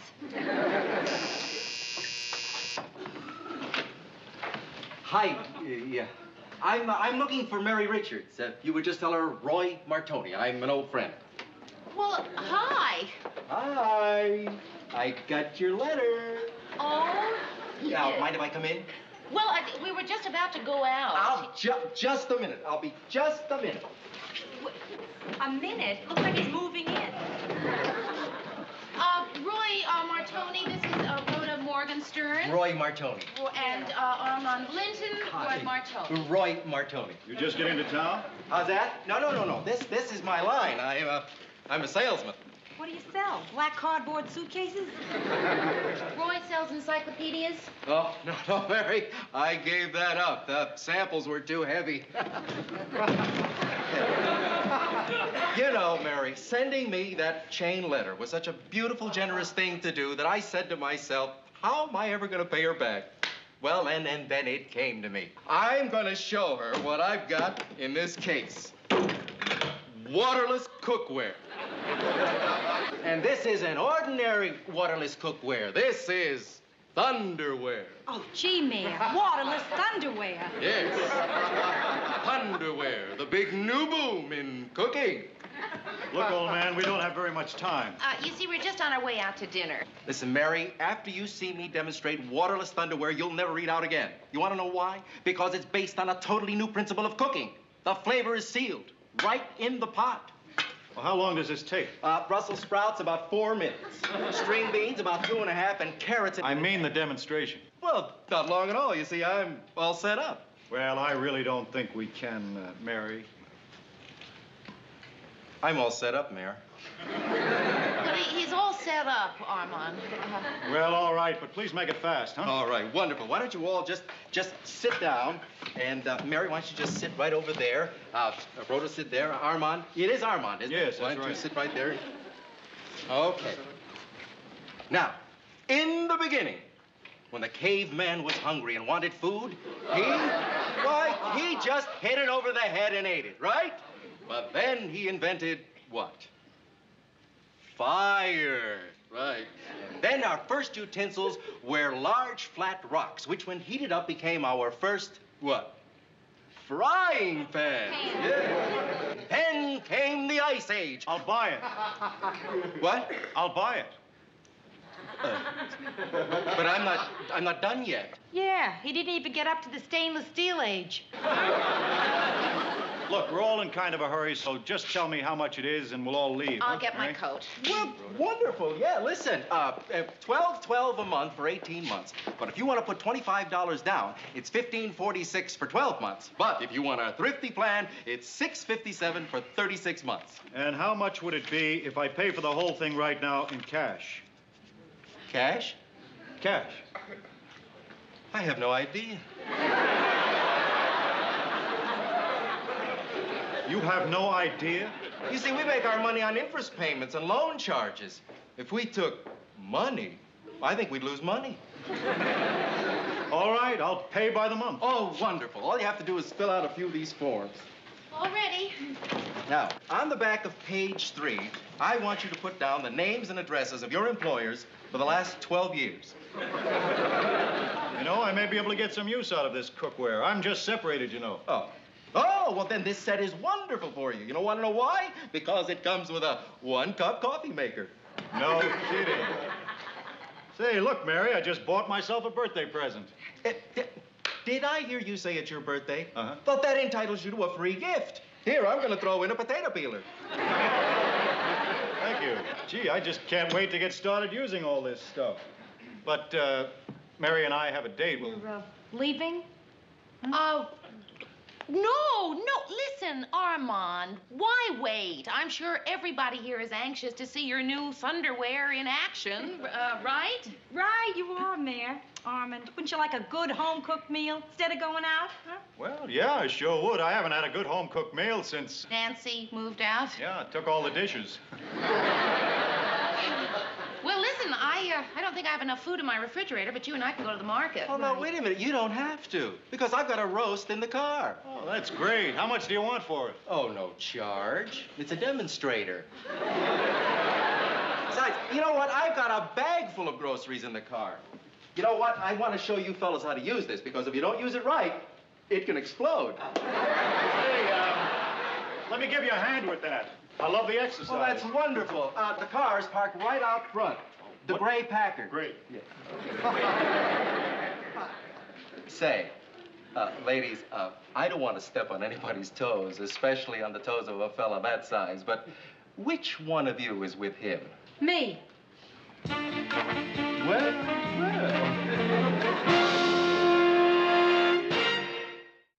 Good morning. Has the mail come in yet? Ted, we just came in. No mail yet. Why don't you give up, Ted? You're not going to get any money from that chain letter. What makes you think I'm waiting for money from the chain letter? I could be waiting for my fan mail, you know. Either way, you're going to be disappointed. I'm telling you, Mary, if I don't find something to do tonight, I'll go crazy. How much longer will your wife be away, Mr. Grant? She'll be gone another week. It's a trick Edie pulls. Visits her sister in Ann Arbor once a year so that I go batty and miss her. Works every time. Hey, Murray, how about it? It's been a while since we went out to dinner together. Hey, yeah, Lou, terrific. No, I can't. I got a PTA meeting. How about tomorrow night? No, tomorrow I don't need you. Thanks a lot. I got dinner with my daughter and son-in-law. What am I going to do tonight? I don't know, Lou. How quick can you join computer dating? Mr. Grant, Rhoda and I are going to go to dinner and a movie. You know, if you'd care to come along. We're going to see the new Fellini film. Fellini. Oh, yeah. And it's in Italian. They have all the words at the bottom. You have to read it and then look at the people. And then read it again in case it's changed. And then rush back to look at the people in case they've changed. I guess you can take that as a no, man. I guess. Hey, Lou, look, there's a John Wayne picture playing. There is? Yeah. The Duke, huh? No. Why not? Oh, I don't want to go to a movie alone. Ah, go on, Lou. He would. Say, Mayor, I need opinions. These two pictures, which one do you like the best? It's for my official fan club picture. Oh, Ted, they're both nice. Well, you see, in this one, I really think I look a little too perfect, you know what I mean? I mean, you can frighten people with too much perfection. Well, then pick the other one. But the other one's even better. Hey, Lou, here's something you can do tonight. Oh, you free tonight, Lou? So am I. Murray, what do you mean, something I could do tonight? You know I already have plans. Oh, yeah. Sure, I forgot, Lou. I'm sorry. He already has plans for tonight, Ted. Great plans. What are they, Lou? Well, I'm gonna... Well, all right, Murray. You tell him. He's gonna take Mary to the movies. Exactly. I'm taking Mary to dinner and then to the movies. Right, Mary? Right. Hey, Greg, can I come? You don't like Fellini, do you, Ted? No, I don't eat Italian food. It's too fattening. Better count me out, guys. Hey, Mr. Grant, you really gonna go see Fellini with us? No, that was just to get rid of Ted. Oh. We'll go see John Wayne.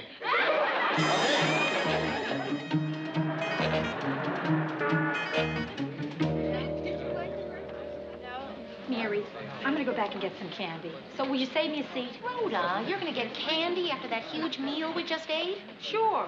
It'll help me take my mind off how much weight I think I gained. Hey! What do you know, Billy? Oh, hi. Mary, I don't think you've met my favorite son-in-law, Bill Phelps. Bill, this is Mary Richards. So this is Bill. Well, he talks about you and Sarah constantly. Bill and Sarah, Bill and Sarah.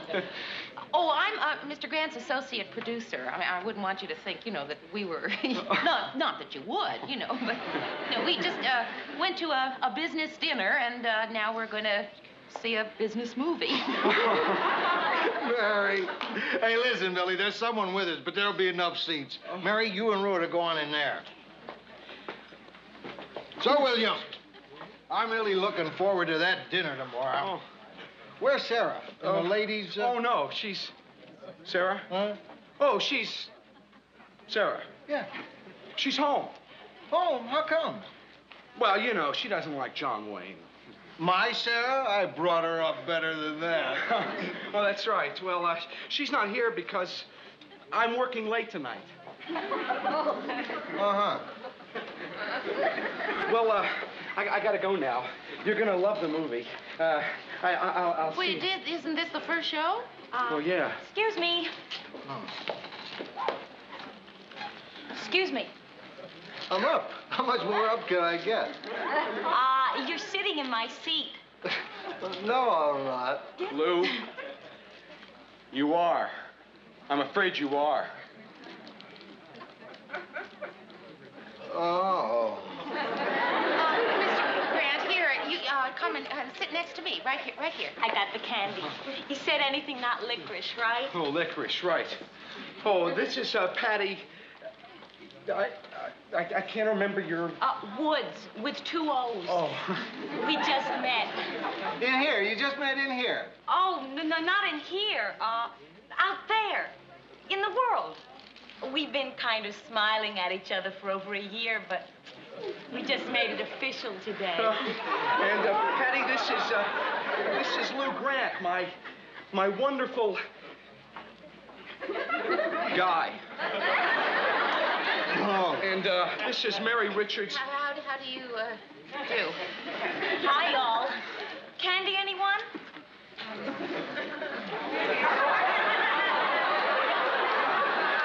Mary, I got enough to feed a horse.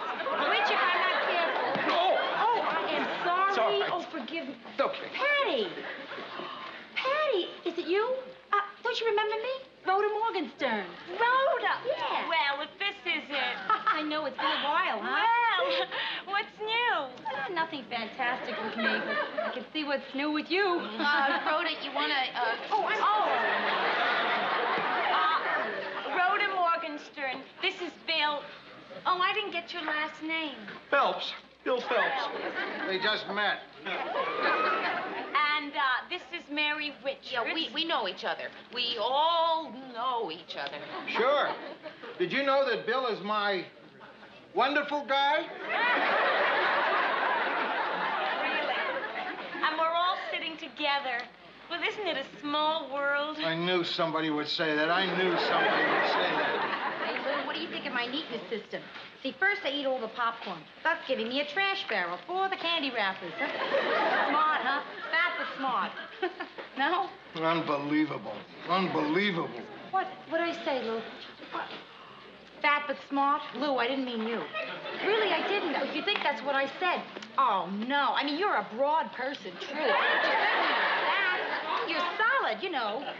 Oh, good. The movie is starting.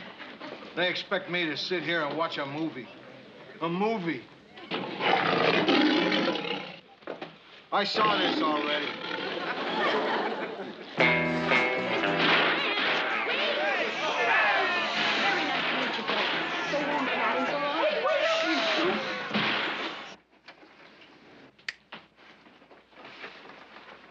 Oh, no, not again. I've been leaving little trails of popcorn all the way home from the river. It's like Hansel and Gretel told in Buttercorn. Mr. Grant, can I get you something, a drink or some coffee? A drink or some coffee. She puts them in the same sentence. No, nothing. Mary, will you please tell me what he's so angry about? Well... I'm not angry. What makes you think I'm angry? Mr. Grant, do you think you might feel better if you know, talk about it, sort of get it off your chest? Get what off his chest? Please give me a hint, you two. What does it sound like? What letter does it start with? It starts with I. I saw my son-in-law at the movies tonight. You saw your son-in-law in the movies tonight? Yeah. Your son-in-law? Mm. Oh. Oh. Oh.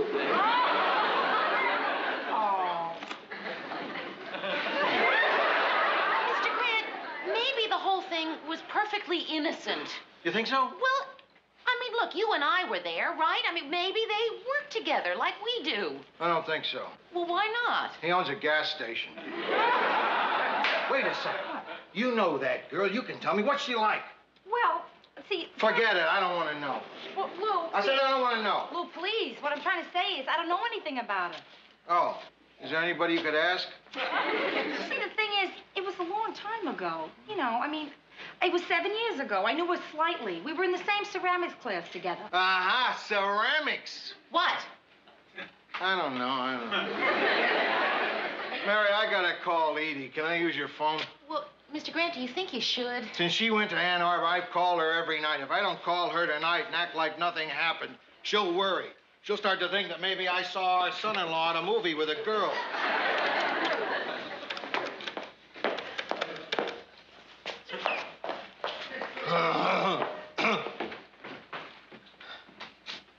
Hi, Edie. Edie, it's me. What? What do you mean my voice sounds funny? Just a second.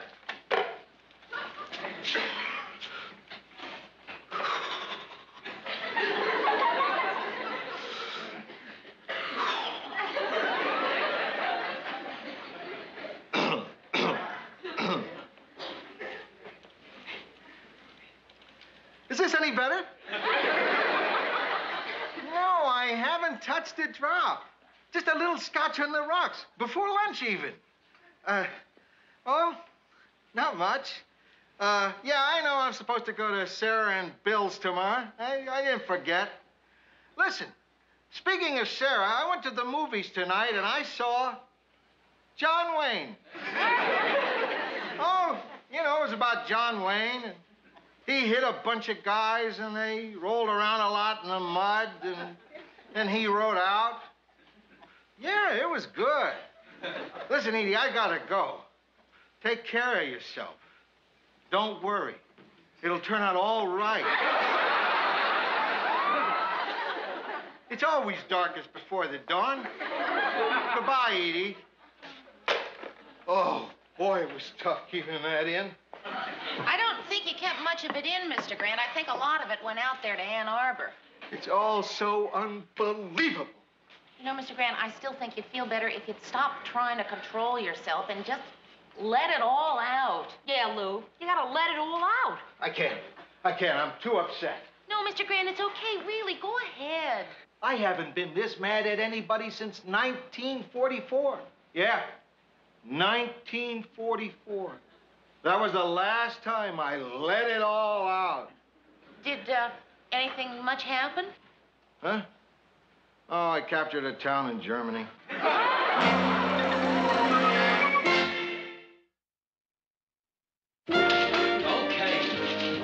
All right. I'm telling you, this is the worst he's ever been. This whole day he's been absolutely crummy to everybody. Well, Murray, if he has been acting that way, there must be a perfectly good reason for it, and it's not going to kill either one of us to just let it pass. But the way he was talking to me, the way he was talking to you before, like you were nothing, like you didn't exist. I mean, he was treating you like I treat Ted. All right, Mary. Harris just called in from sales, and the requisition forms aren't in yet. Why aren't they on his desk? Because his secretary just gave them to Well, me. I've never seen such a bunch of... I'm sorry, Mary. Just this lousy mood I'm in. I know it's hard, but try to ignore it. Oh, Mr. Grant, look, I understand. Really, it's already forgotten. Will you stop being so disgustingly understanding? I'm being unbearable, itching for a fight. Why don't you come back at me? Mr. Grant, I don't come back at you because I know what's bothering you. Ah, you do, huh? You mean, last night? Look, Mr. Grant, maybe you'd just like to talk. Just leave me alone. I don't want to talk to anybody. Just leave me alone. Hi, guys. You like my new jacket, Lou? No, I don't like your new jacket. At this moment, I don't like your face, your voice, your fingernails, your name. Now, what do you say to that? You think you might like it better in green? First Mary, now you. What's wrong with everybody around here? You're taking all the fun out of being a louse. There's no feedback. It's like trying to play handball without a wall. I'll fight with you, Lou, if you like.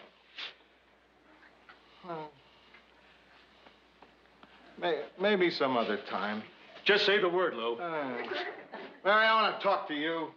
Me?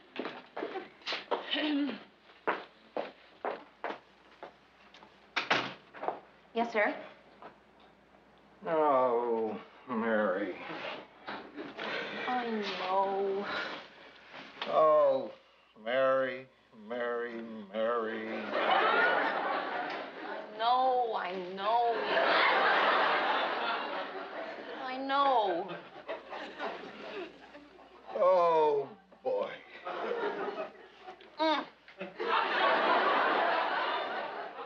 Brother. I know. Thanks, Mary. That should do it.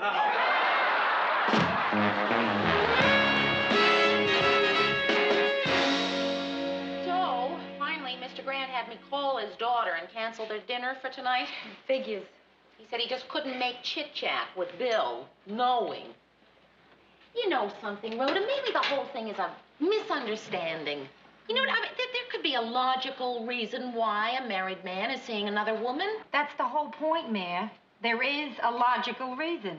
Not necessarily. I mean, Rhoda, look, they were in a theater in the middle of town, right out there, open and above board where everybody could see them. Mary, that's what has me convinced. What do you mean? Look, kid, the usual place for a couple like that to go is someplace dark and cornerish, right? Then the guy thinks, wait a minute, if I take her someplace open and above board, people will say, look, it's open and above board. So, Mary, anytime you see a couple in a place that's open and above board, you gotta be sure that it's closed and below board. That is the... Where do you get ideas like that? Helen Gurley Brown.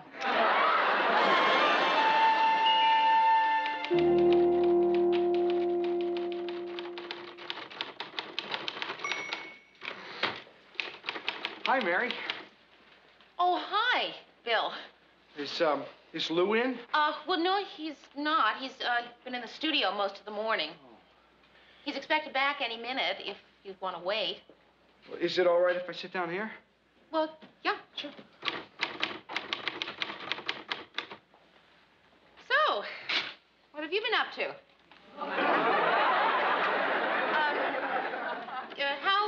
How was the movie? Oh, John Wayne won. Surprise. Look, Mary, I don't know if you blame me for the other night. No, Bill, look, you don't have to concern yourself with me. I mean, you know, just because I happen to be at the scene of the, Oh, Mr. Grant, look, your, is here. Oh, Bill. Mary Slaughter, this is my son-in-law, Bill Phelps. How are you, Bill? How do you do? Lou, can I talk to you? Sure. Certainly can spare a few minutes to sit around and chew the old fat. No calls.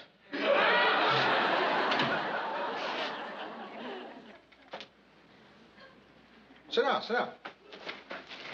Lou, I came to talk to you about the other night. That's why you didn't show up for dinner, isn't it? The other night? Oh, you mean the movies? Come on, Lou, it happened. You saw me with another girl. Come on, we gotta do this. You saw me with Patty, Woods. Right. Lou, I want to explain. I knew there was an explanation. Oh, Billy, I'm so glad. I was hoping there was, and Mary said there probably was. Oh, Billy, what is it? I was planning to have an affair with her.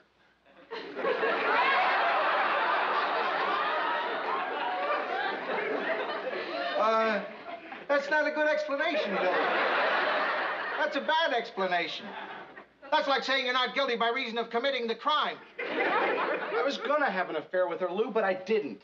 Nothing happened. She went home alone. But you were going to. You were planning. Oh, Lou, listen to me.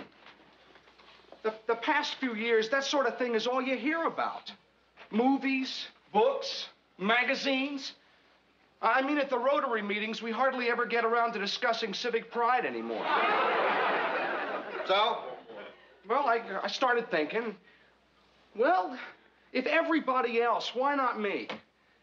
And there was this girl. She's been driving into my gas station over a year now. I knew she liked me. I mean, I'd be washing her windshield and she'd be smiling up at me.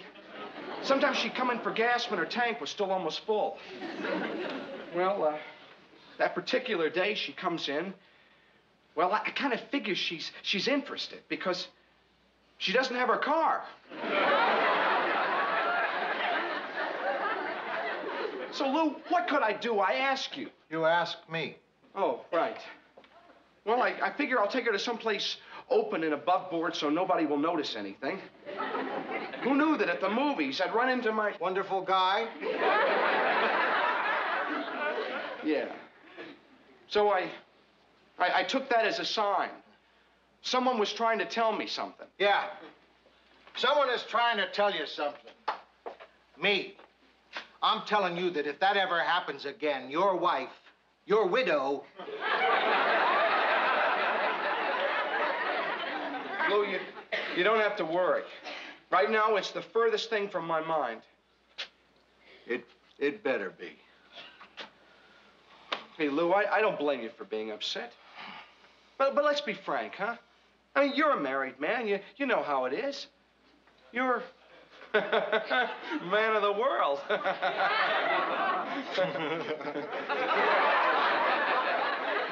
Well? No. I'm not a man of the world. What? Since I'm married, I haven't been a man of the world once. Really? Lou? Well, haven't you even thought about... Sure, thought about. Who doesn't think about? But actually... And listen, if you open your mouth to anybody that I'm not... No, I won't, I swear. Because I'm known around this town, you know what I mean? Oh, yeah. Not that there weren't temptations. During the war, there were lots of times. I remember this one time with this nurse. A nurse, huh? She was giving me a back rub, and I got to thinking, well... But then, just like you, the next minute, something happened that I took as a sort of sign to not. So I didn't. What was the sign? The Krauts started shelling the base. That's the closest I got. The closest I ever got. How come, Lou? I mean, you've been married over 20 years and you've never... I mean, how come? I don't know. Well, hey, look, I don't mean to pry into... I don't know. I guess I love her. I guess I love her. I figure that there are enough things in life where you cop out and compromise and make excuses. There's got to be one thing where you say, is this the way it should be, yes or no? And if it matters enough so that it's yes, then that's what you do. I love her. So that's what I do.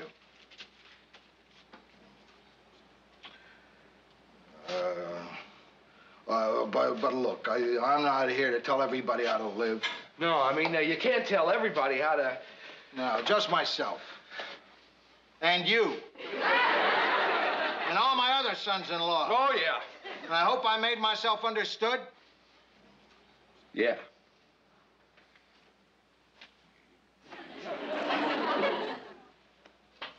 You had lunch yet? No. I'm having lunch in. You want to join me? I'd like that, Lou. Thanks. Good. I'm glad you can, kid. Get the ice. Oh,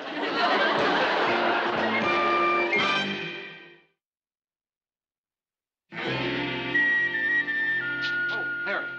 I meant to mention it to you earlier. You remember what we thought we saw was happening the other night at the movies? Oh, yes. It didn't really happen. I don't understand. It didn't happen. None of it.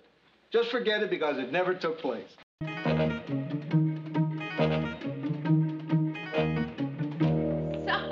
Paul asked me out again, and the next day I couldn't remember whether he'd asked me out for Friday or Saturday. So I just called him back and I said, hey, Paul, I can't remember. He said he couldn't remember either.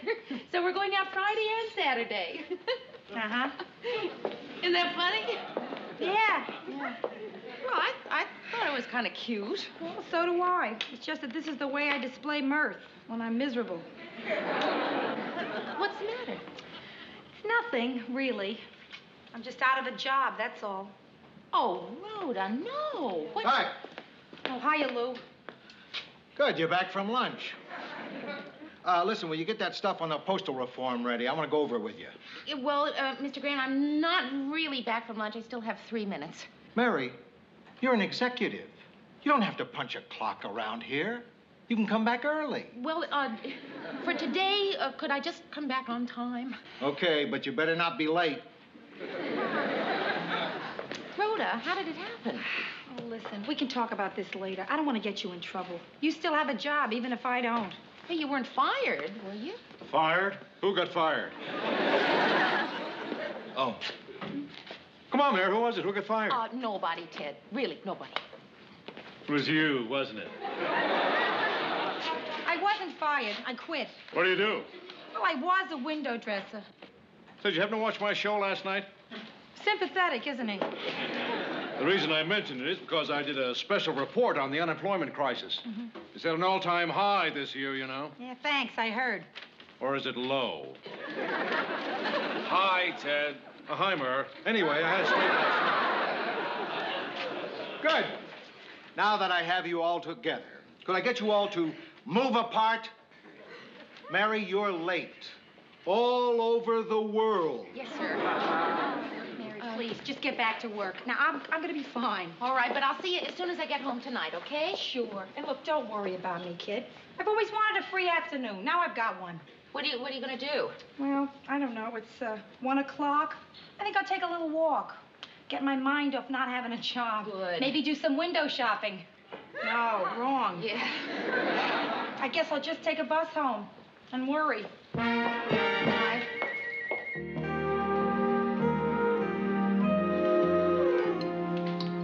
You're getting to be a very nice little cook, Mary. Thank you, Phyllis. It's a new recipe. Well, anytime you want to progress to gourmet things, I have some lovely recipes. Anyone can do them. Even me? Oh, sure. Even my little Bess made the most delicious beef stroganoff the other day. Which isn't easy on a toy stove. Where's Lars tonight? He's having dinner with a bunch of executives from the Chapman Chocolate Company. They want him to accept an advisory position. Why would a chocolate company hire a dermatologist? Never mind. I just figured So, it out. anyway, I thought I would stay home and see how you swinging singles fill your hours. Oh, Phyllis, we do the same thing you do. We usually sit around and wonder what it would be like to have a happy marriage. Would anyone like some coffee? Oh, yes, I would. Mary, I'll help you with the dishes, kid. After Phyllis leaves. To be able to express your hostility so openly, Rhoda. I admire you for that. Really, I do.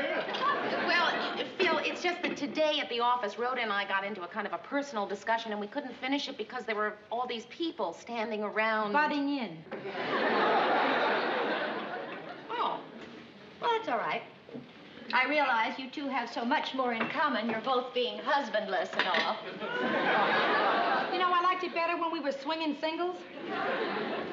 You know, Rhoda, dear, when Bess has been hurt by some of her little friends, I always tell her it's natural when there are three in a relationship that one gets left out. All right, then, stay. So just start the story where you left off. I'll pick up on it. So, how did it happen? How did what happen? You'll pick up on it. Well, you know, I've been unhappy there for a long time. Where? At her job, at Bloomfield's. You've been fired. It so happens I quit. And what are you smiling? Oh, just trying to cheer you up. So why were you fired? Phyllis. So why did you quit? Well, they've always been so chintzy, Mayor. I mean, I've never had enough time or materials to do my windows right. It's always make do. Remember that trouble I had last spring? Oh, yeah, I do. Something about the Easter display, and you wanted to buy a big bunny rabbit or something? Yeah, and they told me to use the kangaroo. The kangaroo? Yeah, it was left over from a display saluting Australia. What their thinking was, are you ready for this one, folks? What's the difference? They both hop. Mary, I'm a creative person. I cannot do corny, old-fashioned windows with flowered swings and fake birds and daisies from ribbons. Oh, I love those. Anyway,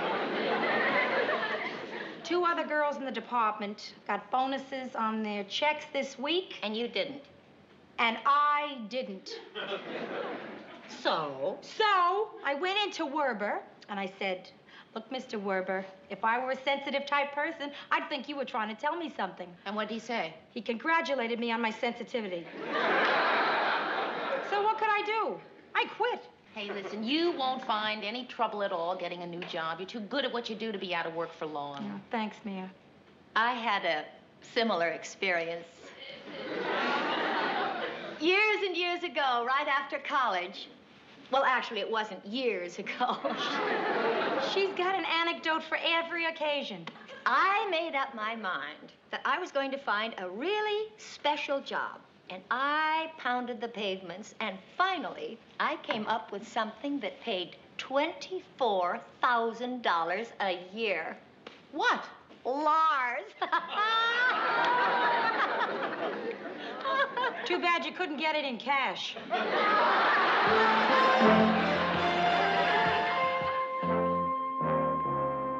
neighbors are jealous. And since I... Hi. Hi. Hey, I hope you don't mind. My television was acting funny, and it finally died. I can't afford to get it fixed now. So I just came down here and was watching some daytime programs. Daytime? It's 7:30. Really? I was wondering what Walter Cronkite was doing on a soap opera. You know, Mayor, it's fantastic how quickly you catch up on these soap operas. Last time I saw Dawn of Day was when I had the flu 5 years ago. Today I turned it on, she's still having that baby. So, how'd the job hunting go?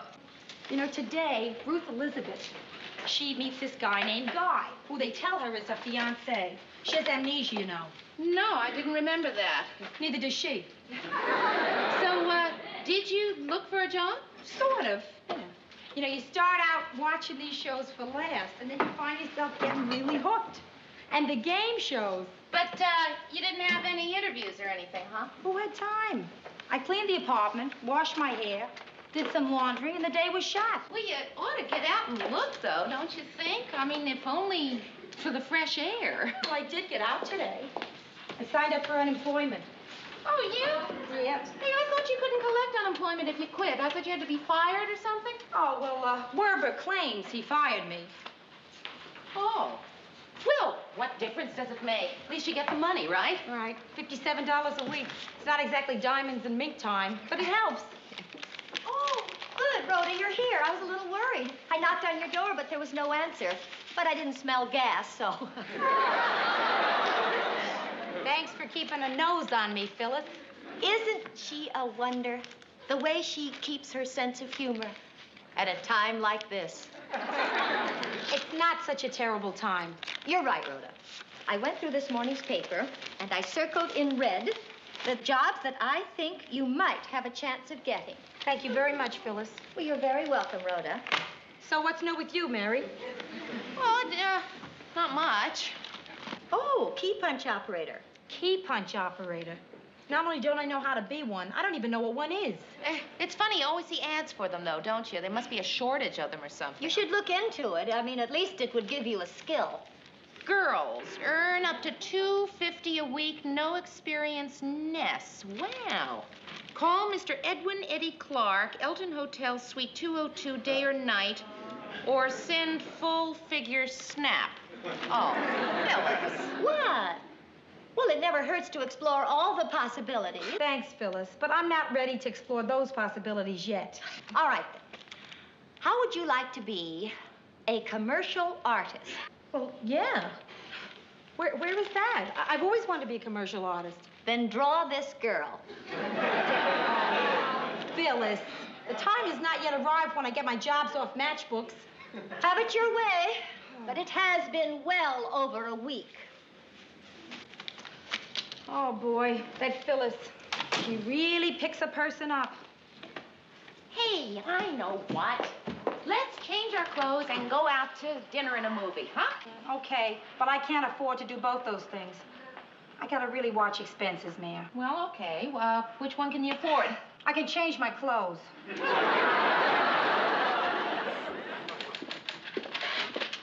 What are you looking for, Ted? A list of job openings. Ted checks that listing every day to see if his job is available. If it isn't, he knows he's still working. He's like that guy that checks the obituaries every morning to see if he's still alive. I like to keep abreast of things at the station, that's all.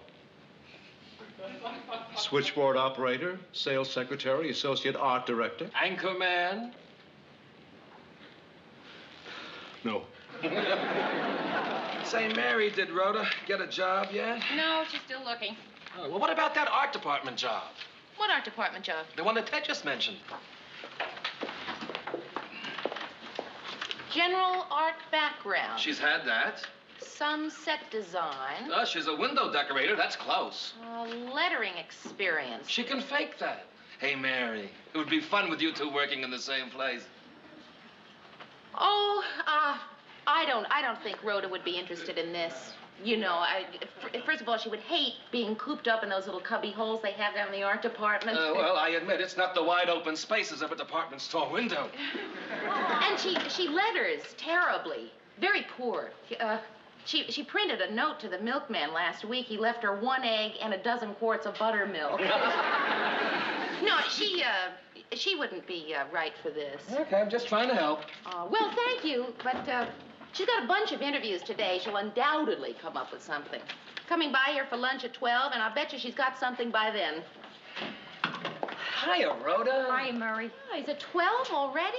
No. It's only 11:15. Have you finished your interviews? The first two were filled before I got there. Well, what about the third? I can't operate a key punch. Well, listen, kid, you had a rough morning, but you'll find something by this afternoon. Listen, I'll see if I can hurry up and finish, and we'll have an early lunch, okay? No, that's okay. I can wait down in the drugstore, read a few greeting cards. Oh, no.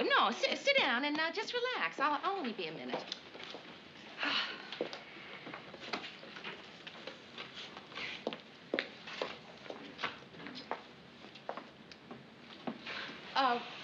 Well, no, see, the idea is to read it.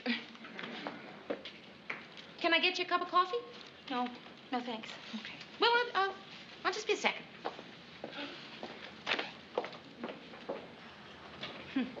Maybe some water, huh?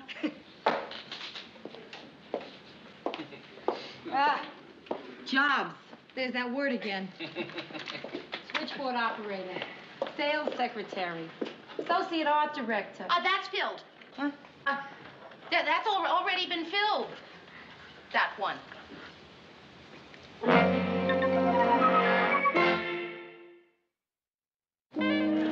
I don't even know what that's doing up on the board anymore. I'll go see if Mr. Grant will let me go to an early lunch. Oh, no, man. Don't do that for me. Oh, letter. Come in. Mr. Grant, I was supposed to go to an early lunch with Rhoda, but she's here now, and... You'd like to make it a late breakfast instead, huh? Yeah. See, she's kind of depressed because she hasn't found a job yet, and, well, anyway, I thought I would work late tonight if it's okay if I go now. Okay? Mary, you know what? You're a fine human being. Boy, I'll bet you Murray doesn't think so. He's probably sitting out there right now thinking that I'm... Boy, and I don't blame him. Look what I did. Oh.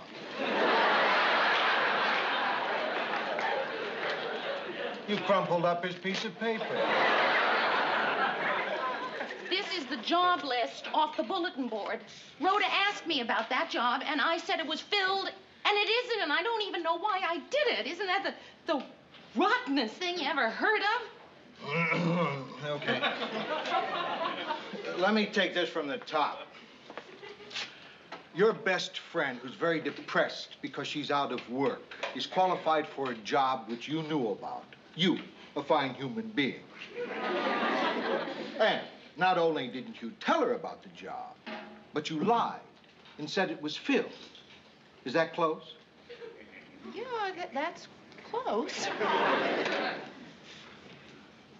Well, why are you smiling at me? Because you've just reaffirmed my faith in human nature. You mean that what I just did wasn't rotten? Oh, no, that was rotten, all right. It's just nice to know that everyone's rotten. Up to now, I thought you were one of the few holdouts.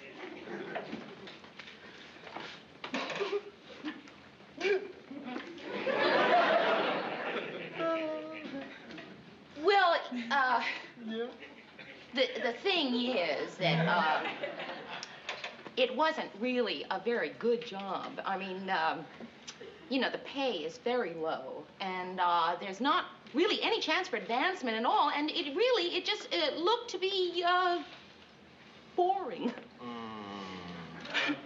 Did you think of all that before you lied and said it was filled? No. Yeah, then you're still rotten. Wait a minute, I think this is yours.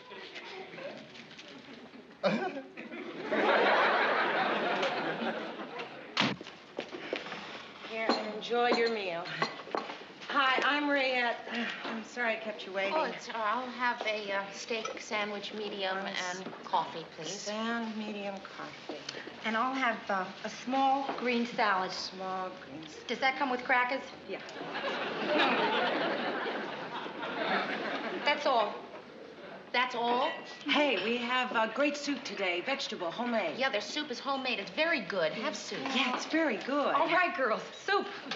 Instead of the salad. Instead of the Does salad. that also come with crackers? Yeah. Miss, wait just a minute. That's not a lunch. Rhoda, have the steak. Miss, she'll have the steak sandwich. Okay, 2 steak sands and soup. No, Mary, Miss, No, wait, wait. please. Yes. I will have the soup. And a salad, okay? Is that enough? But Rhoda, it's my treat. Why should it be your treat? I'm the one that invited myself to lunch. Well, it's not a lunch. It's brunch. It's a steak sandwich, soup, and salad. And crackers. Right. Why should you pay, no matter what it is? Because I want to. And because I lied when I said it was Phil. What? Rhoda, I don't know why I did it. I guess maybe I thought I would have to be responsible for you, or that, maybe it wouldn't be good for our friendship to be working that closely together all the time. We'd get on each other's nerves, maybe, but anyway, I'm sorry I did it, and it's yours if you still want it. What's mine if I still want it? The job. What job? This job. Gee, I find this really hard to believe. I know. You actually think I'd want this crummy job? The pay stinks. The job looks like a complete bore. And I probably have to work in one of those little cells, right? Well, yeah. Mary, come on. I mean, how could you? I didn't. I told Murray just this morning that you wouldn't be interested in this job. You really expect me to swallow that? No, Well, you thought I did. would grab at this Rhoda, job. no, because why do you think I crumpled it up like that?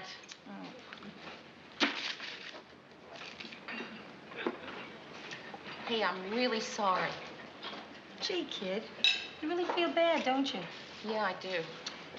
Well, let me cheer you up then. Hey, Rayette, bring me a steak stand.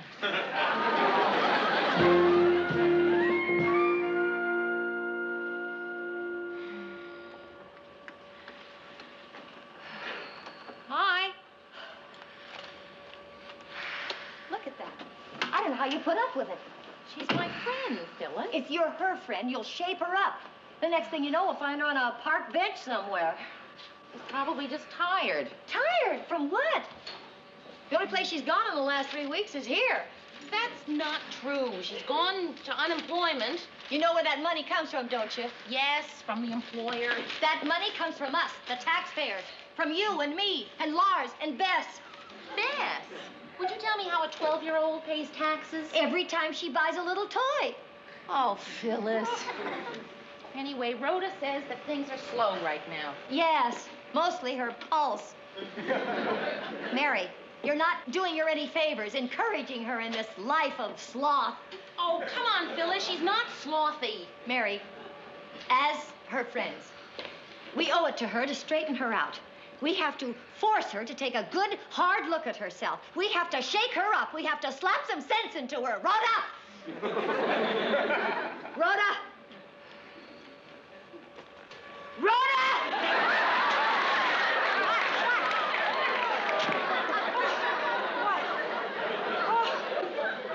What time is it? What time is it? It is 7:30. Oh, is my hair on fire? Oh, no, it's still there. Another few minutes, it would have gone up. Rhoda, the time has come for you to hear something that must be said. Mary? What is it, Mayor? Well, Rhoda, as a friend, it's, about you're not looking for work. Not looking, but, not looking hard enough, you mean? Right. Well, I guess so. If I were out of work, Rhoda, I'd sure be out there looking for a job. I mean, I'd probably be a nervous wreck by now. And as a friend... You'd like me to be a nervous wreck, too? Mary, let me handle this. Rhoda, dear, it seems to me you're, enjoying this. Oh, Phyllis, she's not enjoying it. Yes, Mary, I am. Aha. You are enjoying being out of work? No, I'm enjoying watching the two of you stumbling over each other. Aheim. Because Today, I found a job. What? Yes. Well, why didn't you say something, for heaven's sake? Where? At Hempel's, in charge of the window dressing department. The whole department? Yeah. Fantastic. The department is only one other girl, but the manager wants far-out windows, and he says I can experiment all I want. Oh, Rhoda, I am so happy for you. I know you are, kid. Well, I hope it works out for you. If it doesn't, what's the worst that can happen? They'll fire me like they did at Bloomfield's. Aha! Oh, Phyllis, this is a big night for you, isn't it? 2 ahas. But you were fired. Yes, Phyllis, yes, I were fired. But now I are hired.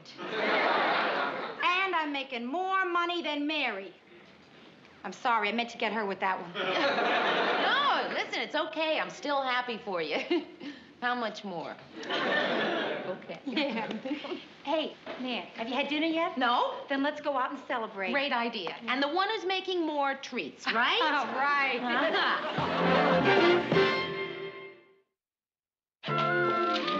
Good morning. Good morning, Mary.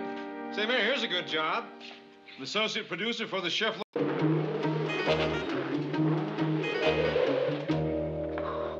How about that snow? Yeah, quite a storm, isn't it? You know it. When did that food truck get here? I didn't have any breakfast. Oh, I thought you had Edie better trained than that. Oh, I do. But we had a fight, and she went off to the fat farm. The what? One of those places you go to lose weight. Only she gains. She says the exercise increases her appetite, but I think she does it on purpose. Would it be terribly rude if I asked what you're staring at? Well, it's not melting. What isn't? The snowflake on the end of your nose. Look at it. No, it's still there. Did it ever occur to you two that if a snowflake isn't melting, it might be paint?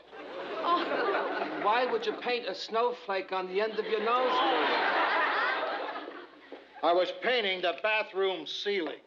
I got it all over me. Mr. Grant, come on over here and sit down. I'll get it off for you. What is that stuff? Nail polish remover.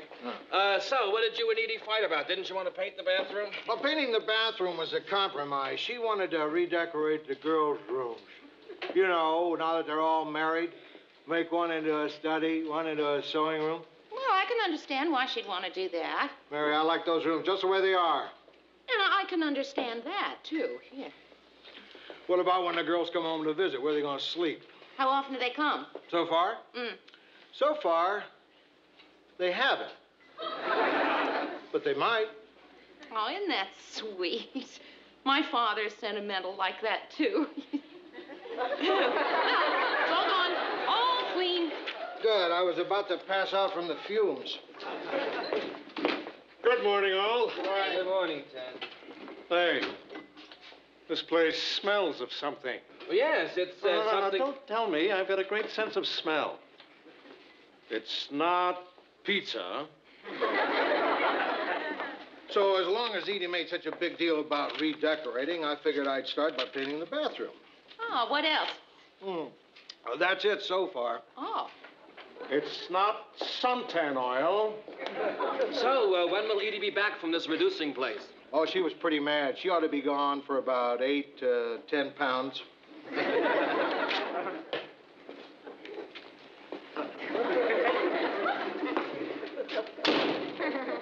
Well, whatever it was, it's gone now.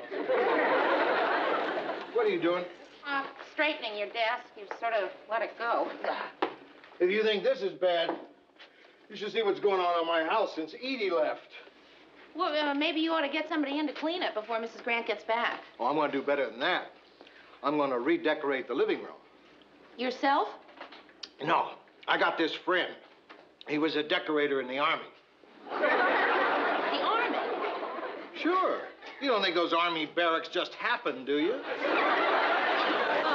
What's this Army friend of yours decorating now that he's not in the Army anymore?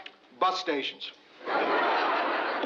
Mr. Grant, don't you think that you might be better off if you'd find a decorator who specializes in, you know, houses? I could try to help you find one. Okay. Find me a decorator, but make sure he's someone who's economical, inexpensive, and who doesn't cost too much. Well, I'll certainly try to find someone who'll meet all those qualifications. And whoever it is, tell him I don't want to spend a lot of money either. Right. Now, what am I going to tell my decorator friend? He was so excited. It was going to be the first place he ever did without lockers.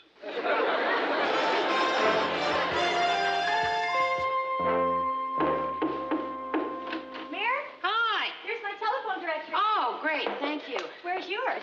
It's under my refrigerator. Can't you get it out? Yeah, but if I do, the refrigerator falls over. What are you looking for? Well, Mr. Grant wants me to help him find an interior decorator, and I gotta start someplace. In the classifieds? Oh, Mary. No decorator who's any good would advertise in the classified. Well, use my decorator, Mary, Mr. Arnold. Mr. Arnold, yeah, here he is. Where? Now, when he did me, he was unlisted. Is he expensive? Certainly he's expensive. He wouldn't be any good if he weren't. I don't think he'd be right for Mr. Grant. Oh. You know what else I don't really think he needs a professional decorator. Really, all he needs is a pleasant person with good taste to help him. Oh, I'd like to, Mary. I just don't have the time. Well, actually, I was thinking of Rhoda. Thought you said a pleasant person with good taste. Oh, come on, Phyllis. Rhoda does a great job of decorating the windows at Hempel's. Haven't you seen her Christmas windows? They're terrific. Well, then Rhoda's your girl. Mr. Grant wants to live in a manger. Hiya. Oh, hi. I'm just talking about you. Somehow that doesn't come as a shock. Mary, you got a couple of spare eggs? Yeah, sure. Help yourself. Listen, Rhoda, Mr. Grant is looking for someone to help him decorate his living room, and, well, we, just thought of somebody. Who do you think? Yeah, Phyllis would do a good job. Who? Me? You mean me? Sure. You got the best taste of anyone I know. Rhoda! Dear! I hardly know what to say. How very flattering. I had no idea you thought so highly of me. Oh, I don't, Phyllis. It's your furniture I love. Well, actually, Rhoda, I was thinking of you doing Mr. Grant's place. Me? Yeah. Since I don't have the time. I think you could manage it, Rhoda. After all, you and Lou Grant have so much in common. You know, you're both earthy. Here, Phyllis, the 2 eggs I borrowed. Now we're even. Mary, I'd rather owe you than her. Listen, are you serious about this decorating? Yes, sure I am. Might be fun for you to kind of branch out a little bit, you know. And plus, there'd be some extra money in it for you. Oh, boy, I could use that. After I paid all my bills this month, there was one item I didn't account for. My rent. Interior decorator, huh? Yeah, why not? Hey, you know, with my discount down at the store, I could save him a lot of money. Oh, well, that's great. Do you have any idea what you charge him? Oh, golly. I guess when I'm finished, I'll ask him what he thinks it's worth. I wouldn't do that, Rhoda. You ought to get a little something for your effort. Oh, come on, you'll do a great job. Yeah? Well, when would he want me to do it? Well, right away. Mrs. Grant is out of town, and he wants to surprise her. It means I have to work over the weekend. Thank you, Mary. Oh, really? Thanks. No, don't thank me. Listen, you're doing me a favor. Yeah, I'm going to go upstairs and start looking through my decorator magazines. First time I've ever heard popular mechanics referred to as a decorator. Do I owe you some eggs? Yeah, 2 eggs.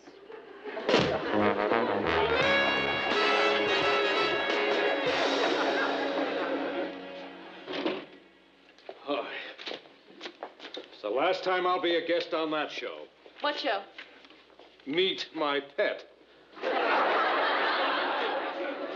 Ted, you don't have a pet. I know. I rented one. Crummy cat. Shed all over me. Should have gone for a couple of bucks more and rented a dog or something. Good morning. Now, any day that starts off with a leftover TV dinner for breakfast isn't a good morning. Bless you. Great. No, I'm allergic to him, too. Mr. Grant, I almost forgot. I've got good news for you. I think I found a decorator for you. You know my friend, Rhoda Morgenstern? She a professional decorator? Well, yeah, sort of. She's in charge of the whole window decorating department at Hempel's. Mary, you might not have noticed, but I don't live in a window. Mr. Grant, she's done rooms, too. Yeah, model rooms. Oh, yeah? Yeah. She's really very talented. She's got great taste. She's awfully good, Mr. Grant. I think you'd really be, pleased with her work, but I'm not going to stand here and try to talk you into it. Gets a big discount on furniture at the store. Probably only have to pay her whatever you thought the job was worth. Okay. Good. So, what do you think? It's a very nice room, isn't it, Rhoda? Yeah, very homey. Does that decorator talk for a mess? You can't bomb too bad when you start with this. Huh? Well, I mean, it's a terrific floor plan. Yeah, it's very warm and lived-in looking. Well, this room has been lived in. Lots of living has gone on in this living room. But now it's time for a change, right? Right. So, Lou, what do you want to do? Well, I don't know. Isn't that what you're supposed to tell me? Oh, well, Rhoda's got lots of ideas, haven't you? Sure, yeah, lots of ideas. I'm just trying to picture what the room should be. Early American, contemporary, Spanish. Yeah, that sounds good. Which one? Oh, is there more than one? Yeah. I don't know. You're the decorator. Mr. Grant, as long as you're doing this for Mrs. Grant, does she have any preferences that you can think of? Well, she's always looking through magazines, pointing out things. Let's see. Oh, yeah. Light and airy. That's what the captions on the pictures always say. Light and airy. Mm-hmm. And inexpensive. That's what I always say. Right. But not cheap. Right. Well, how does a more uncluttered look sound? Mm-hmm. Mm-hmm. Yeah, right. What about colors? Yeah, colors would be nice. I mean, what colors do you like? Oh, well, I don't know. Gray? Muted colors. How do you feel about antiques? No. Edie doesn't like antiques. That's why we're getting rid of all these things, isn't it? No antiques. No. I want all new things. Except... Except what? that chair. Except this chair? Yeah. I used to sit in it and wait for my daughters to come home from their dates. The hours I spent, oh, boy. Hey, see these marks on the arm here? What these gouges? Yeah. Those are from my fingernails. When the girls stayed out after midnight, I used to sit in this chair, like this, staring at that doorknob, waiting for it to turn. The chair stays. Is there anything else that you want to keep? Maybe the doorknob. No. Anybody want a beer? Oh, no, I don't think so, thank you. Yeah, I could use one. Hey, I think you're going to be a good decorator. Good. Did you get anything out of all that? Oh, sure. I'll refer to this constantly. What he wants is a room that's early American contemporary Spanish. Light and airy, inexpensive but not cheap. For colors, he likes muted, but most preferably gray. No antiques, all new, except for this tacky old green chair and a beat-up doorknob. Well, you want a challenge, don't you? Sure, Mary, I want a challenge. I just get the feeling that this room might win.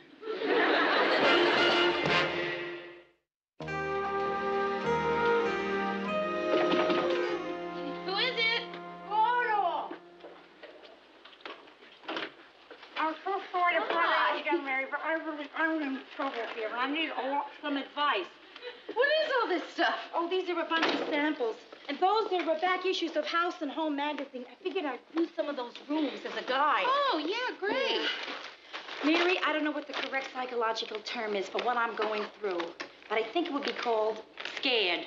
I got rid of all of Lou's furniture, and boy, is that room empty. Oh, hey, you sold it all. Great. Yeah, and it wasn't easy. I called every secondhand furniture store in that book. Finally, I got this guy named Barney to buy it. Gave me $175 for it. Well, that's not too bad. Yeah, then he charged me $100 to take it away. Listen, what do you think of blue? Oh, well, blue is, certainly one of your popular colors. Well, I'll ask Mr. Grant tomorrow at the office what he thinks of it. Do that, will you? And while you're at it, ask him what he thinks of brown. And beige. Well, now, wait, everybody likes beige. What's not to like about beige? I guess that's the reason why everybody likes it. It's too blah, huh? Rhoda, will you stop? You're making yourself crazy. I know, but this could be big for me. I mean, if I do good at Lou's, it could be a whole new career, not just a job, you know? Well, Rhoda, I wouldn't get too carried away if I were you. I mean, you know, don't quit down at Hempel's or anything. So now you think I can't do it, right? No, of course I think you can do it. I just think you ought to take this thing one step at a time. Take what, one step at a time? Oh, hi, Phyllis. Well, Rhoda was just showing me some ideas that she has for Mr. Grant's place. Oh, let me see. Oh, please. Well, Oh, it'll be fun. Okay. Isn't this fun? Well, I've chosen this lamp. Oh. What do you think of it, Mary? Oh, well. No good, huh? Well, then there's this one. Huh? This is good, too. And then I thought, no, Rhoda, no. This is better, this one. Now, this one I think is maybe the best. What? What? Nothing. It's just an involuntary shudder. A shudder, huh? Okay, that's it. Rhoda, no, come on. Look, we want to help, don't we, Phyllis? Certainly we do. No. Oh, look, girls, I'm sorry. It's best that I do this on my own. If the two of you help me and it turns out terrific, I won't know who's good, you or me. Oh, Rhoda. No, Mary, it's true. Listen, it's best that I do this myself. Then if I bomb out, which I probably will, at least I'll have the satisfaction of knowing that I bombed out on my own. Yeah. Well, I think we helped her, don't you?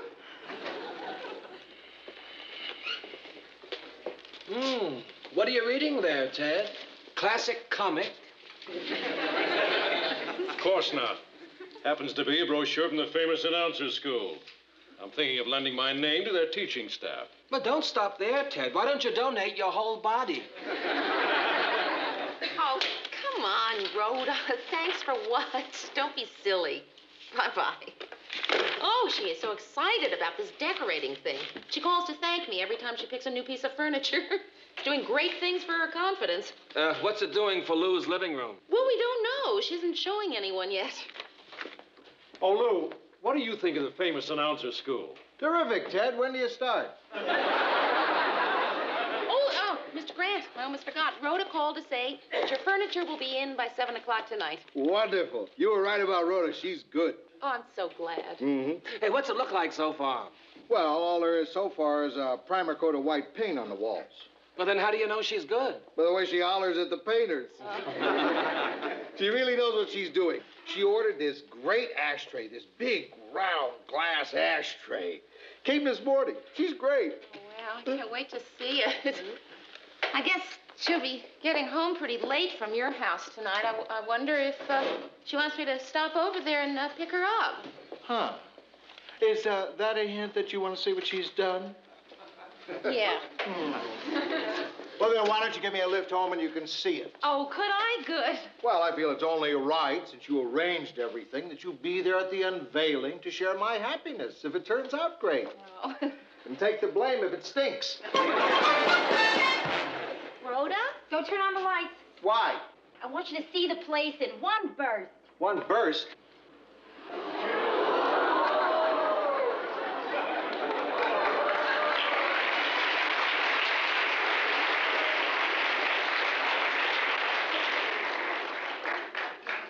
Oh.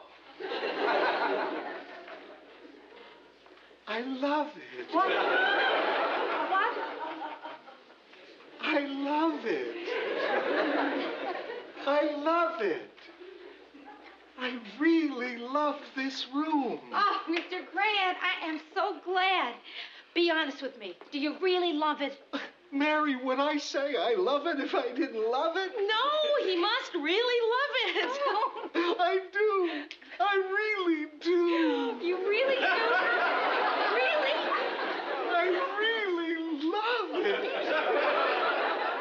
I love it. I love it so much, I want you to go upstairs. Huh? To the master bedroom to see what ideas you can come up with. Oh, wow. Really? I'm going to to go. I'm going to right now. I love it! I believe you. I hate it.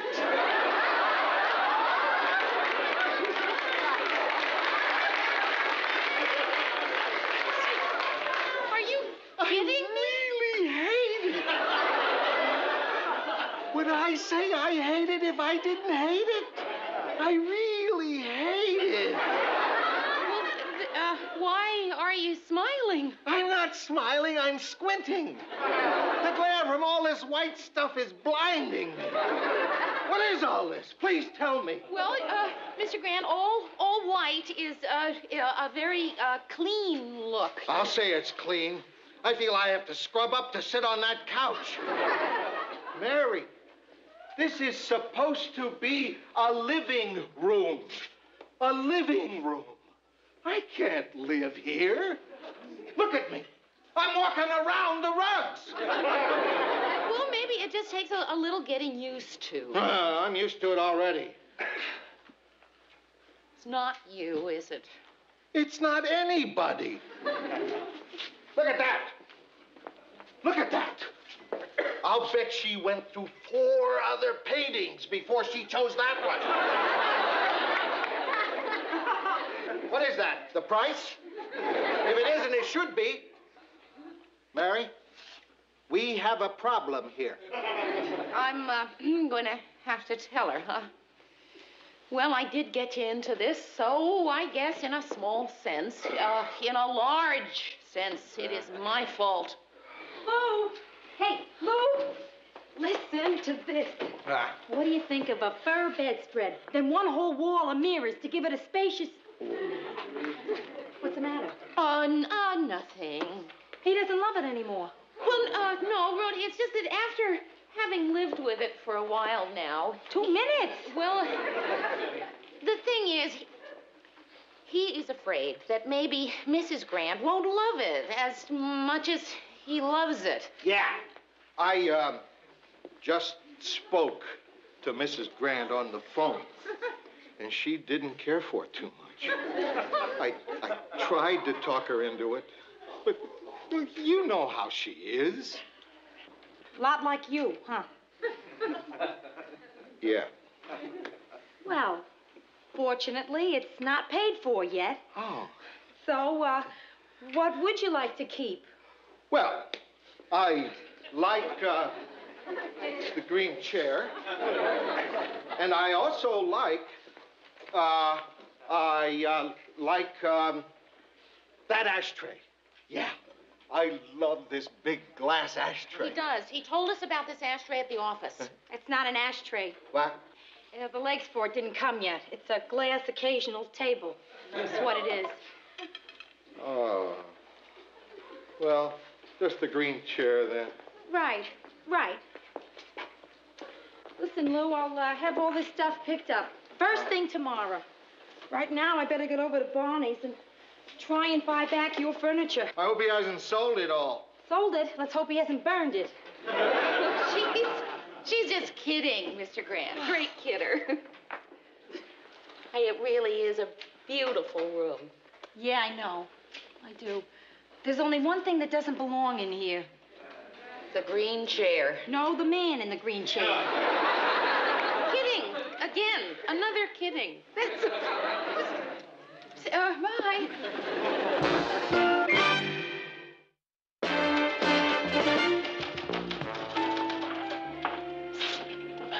Is Mr. Grant in yet? No. Hey, Rhoda. Hiya, Murray. Murray, will you please tell her how much I loved the room she did for Mr. Grant? Yeah, Mary said it was something out of House and Home. It was, August 1969, page 83. Oh. Morning. Morning. Hey, Rhoda. I want to thank you. My wife loves what you did to the place. I didn't do anything. No. It's the walls, the white walls. That made the difference. She says it makes the whole place lighter and brighter. And she loves it. She loves it?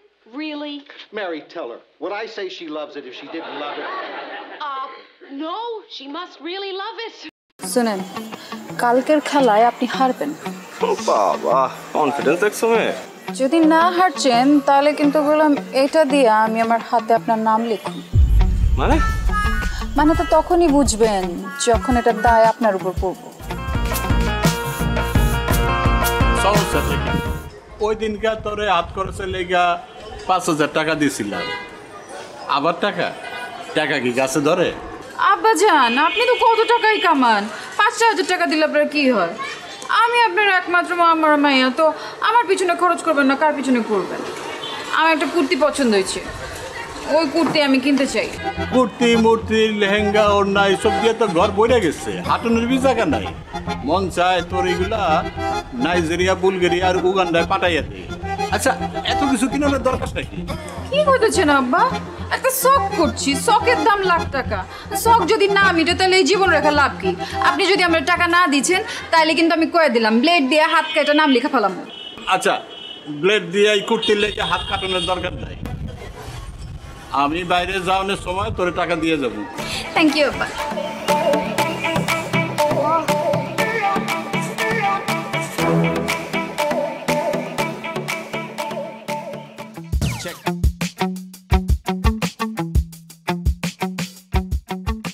আচ্ছা লাইলি, তুমি এরকম প্রতিদিন কোনো পড়াই complete করছো না, আমি কিন্তু তোমাকে আর পড়াতে আসবো না।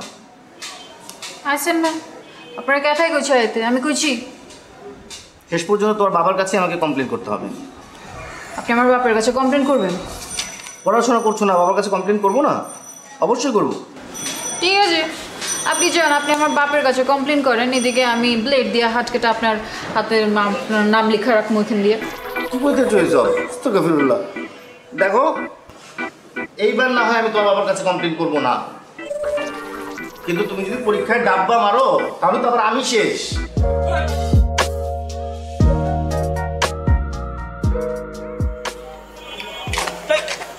ও তুমি ডরাইছেন? ডরাবো কেন? মাগের এরকম আতকা মায়া মনের সামনে চলে আসলে তো একটু চিন্তা লাগেই। আর কালকে আবার তোমার মামার সাথে চ্যালেঞ্জ, বললাইছো শেষবার মতো চুল দাঁড়িয়ে আশ্রয় আসতে। শুনেন, কালকের খেলায় আপনি হারবেন। বাবা, কনফিডেন্স দেখছো মেয়ে? যদি না হারছেন তাহলে কিন্তু বললাম এটা দিয়ে আমি আমার হাতে আপনার নাম লিখুন। মানে? মানে তো তখনই বুঝবেন যখন এটার দায় আপনার উপর পড়ব। সরেন। আরে ভাই, নাম লিখবা মানে? কি মুসিবতে বললাম, জিততে না পারে এখন 2 নাম্বারই।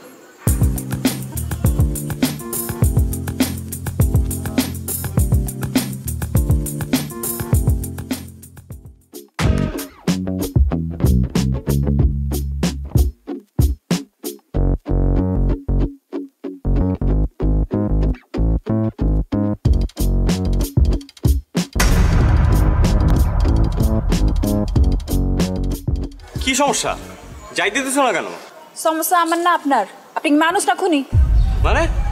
মানে বুঝেন না? কালকে কি করছেন? কাচির লগে কি মিলাচ্ছেন? পেট খারাপের ওষুধ। দেখো, এখন কিন্তু বাড়াবাড়ি হইতেছে। তোমরা কাচ্চি খাইতে চাইছো, আমি খাওয়াইছি ব্যাস। কারণ কারো যদি পেট পাতলা হয়ে যায়, কেউ যদি হজম করতে না পারে, সেটা তো তার সমস্যা, আমার না।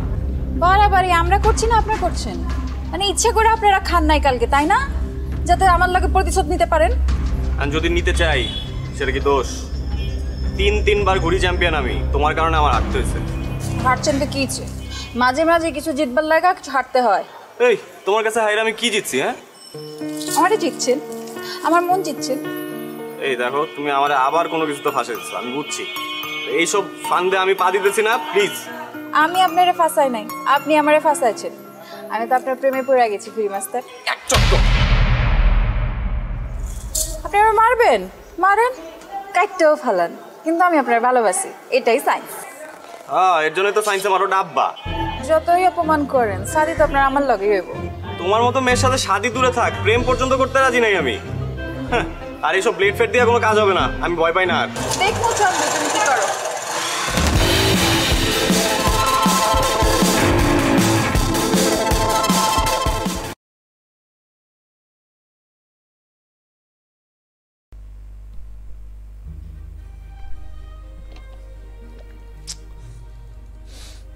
Kamu ya? What the hell? Chuồn ra. Cút hết. Có lẽ nào em vội quên đi và có lẽ nào 500 củ ấy. 614 củ à? Thế mình kiếm 100 củ nữa xử là có nổi không? Ôi à, không được, anh đã ấn vội rồi. Có lẽ 62 triệu rồi. 62 triệu rồi. Cũng một lần quay được gần 100 củ ấy. 100 củ không? Mình quay được 400 lap à? Được. 400 lap phải được 100 củ ấy.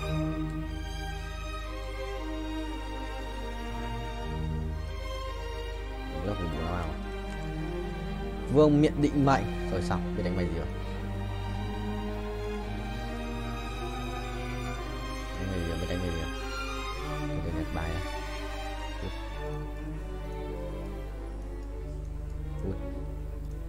Có lẽ nào em vội quên đi và có lẽ nào quên đi có lẽ nào anh trong tâm trí em. Ôi gà cho cái này à? Là vậy nào? Xong, đi. Vua tối ưu Aria bán này. Mèo mèo mèo mèo mèo mèo mèo mèo mèo mèo mèo mèo mèo mèo mèo mèo mèo mèo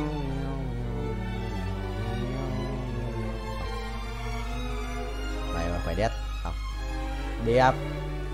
598 củ chưa đủ, chưa phải là tất cả. Mấy thằng ấy ra quát lipet ở cái map 2 này xử có đéo gì. Trốn. Cái pet thì yếu như lợn. Anh khinh. Khinh. Yes, khinh. BITCS. Big. Big big big big. Ai à, Torres. Xì xì. Điều sao Torres. Xì xì xì xì. Ra Torres rồi xì xì. Xì xì guys. Cút. Cút. Chi cho thằng Red à? Chưa. Ok. Lần nào cũng phải lắp cái danh Gasol. Big IC Basikia.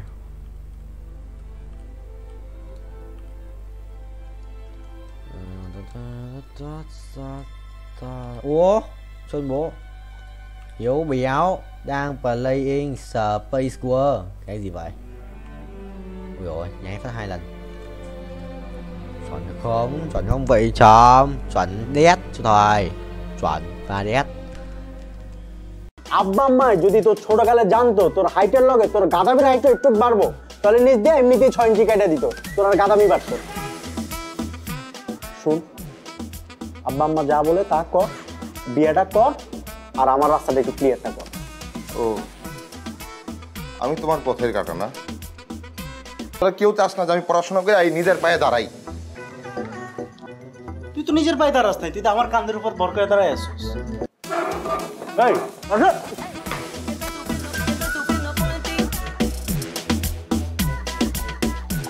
বড় এই কি তোরা সকালবেলা এরকম কাঁদতেছিস কেন আব্বাও কাঁদতেছে আম্মাও কাঁদতেছে কিছু আম্মা কি সকালবেলা কি সিরিয়াল দেখা শুরু করছে তাহলে কিছু চুরি হয়েছে বাসা কেউ মারা গেছে কেউ কি মরার আগে হসপিটালে অ্যাডমিট হয়েছে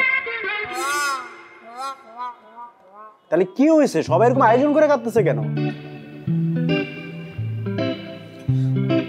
বাবা মা বলতেছে আমার নাকি পড়াশোনার দরকার নাই ধান থাকলে নাকি ধানের মাঝে চিটাও থাকে আমি নাকি চিটা হ্যাঁ তোর তো ঠিকই বলছে আর তুই কখনো দেখছো আব্বা আম্মা পোলাপানের সাথে মিথ্যা কথা বলে ভাই কি ওই কথা কইছে কইছে আমার 1 মাসের মধ্যে বিয়ে করা লাগবে বিয়ে করা 9 মাসের মধ্যে বাচ্চা পয়দা দেয়া লাগবে মাত্র 9 মাস টাইম দিছে তুই তো নির্ঘাত ফেল করবি মানে তোর যে পড়াশোনার কন্ডিশন তুই 9 মাসের সাথে তোর আরো মিনিমাম 4 মাস টাইম দেওয়া লাগবে তারপর যদি 12 আকার দোকানদাররা অবশ্য নতুন যারা বিয়ে করে তাকে চেয়ার দিকে তাকায় থাকে 2 পয়সা ইনকামের জন্য তোর দিয়ে সেটা হবে না তুই চিন্তা বাদ হ্যাঁ বল তুইও কি আমি আগে সন্দেহ করছিলাম তুই আমার মায়ের পেটের ভাই না মায়ের পেটের ভাই হলে তুই এরকম করে কথা বলতে পারতি না তোর আমার না কোনো মিল নাই না আছে স্বভাবের মিল, না আছে চরিত্রের মিল, না আছে তোর এই যে চেহারার মিল, গায়ের কালারের মিল, কোনো কিছু মিল নাই। বাইকটা শোন, আব্বা আম্মা যদি তোর ছোটকালে জানতো তোর হাইটের লগে তোর গাদামির হাইটটা একটু বাড়বো, তাহলে নিজ দিয়ে এমনিতেই 6 ইঞ্চি কেটে দিত, তোর আর গাদামি বাড়তো। শুন, আব্বা আম্মা যা বলে তা কর, বিয়েটা কর, আর আমার রাস্তাটা একটু ক্লিয়ারটা কর। ও, আমি তোমার পথের কাটা না, আমি তোমার জীবনের বাধা। তোরা কেউ আমার ভালো চাস না, তোরা কেউ চাস না যে আমি পড়াশোনা করে এই নিজের পায়ে দাঁড়াই। তুই তো নিজের পায়ে দাঁড়াস নাই, তুই তো আমার কাঁধের উপর ভর করে দাঁড়ায় আসছিস।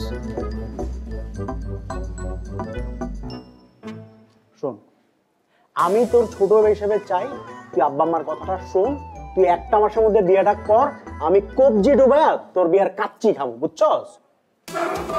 এই আসো।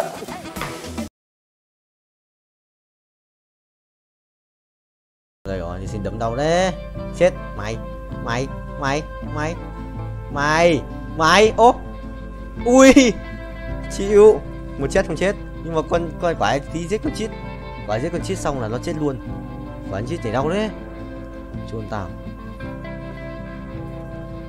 Bài thằng này cũng khỏe à. Thằng 229 chưa chết à? Sao rồi? Gặp cái thằng mạnh nhất rồi. Sao? Xong. Đây đi.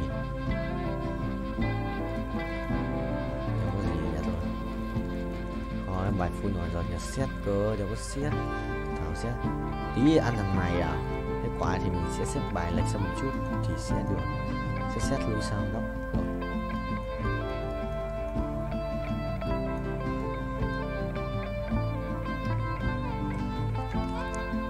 Chuẩn không vậy. 700 củ anh sẽ revert phát nữa. Còn thiếu 6 củ để revert lên 660 à? Anh có revert lên 10 400 vòng rồi này. Ông vượt qua kỷ lục 430 quay không? 430 lap nhỉ? 119 20, 23, 24, 25, 26 27, 28, 29, 30 kỷ lục mới. Đi record. Rồi 233 kỷ lục mới, qua kỷ lục mới tận 3 lap. Ê, thua lại. Phải không? Ê, không thua. Không thua. Mày rồi ăn tao. Rồi có top 4 rồi. Có top 4 rồi. Mình sẽ không phải là cái thằng hậu cái D nữa. Mình cần cái gì rồi? Xẻng rồi cái này ra định mệnh. Được. Ây à, khôn thế nhờ. Một cái gì đây? Một cái nỏ xét à? Một cái nỏ xét rồi.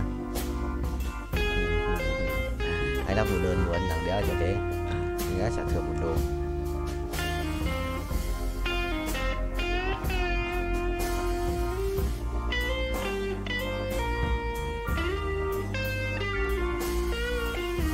Cây đao phép à? Cái thằng này à? Thằng này sẽ phải lùi xuống đấy đi.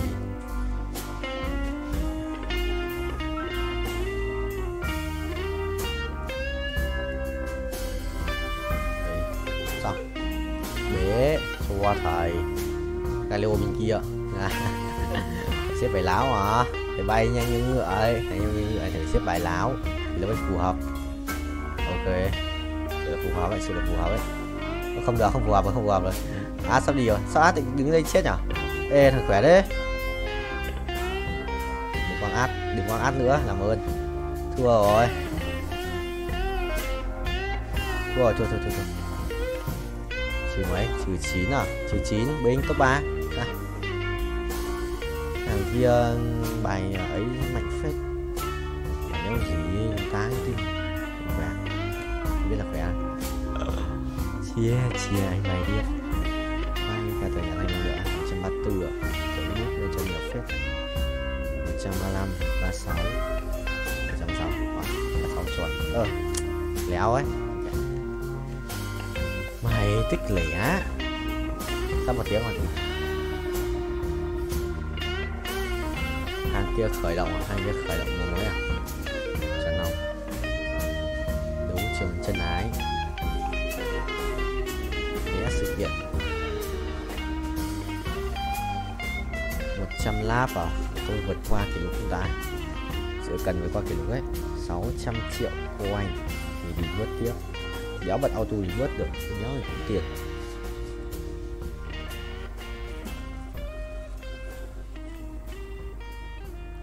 Bay chọn ông thầy ơi. Uống nước này 200 lap.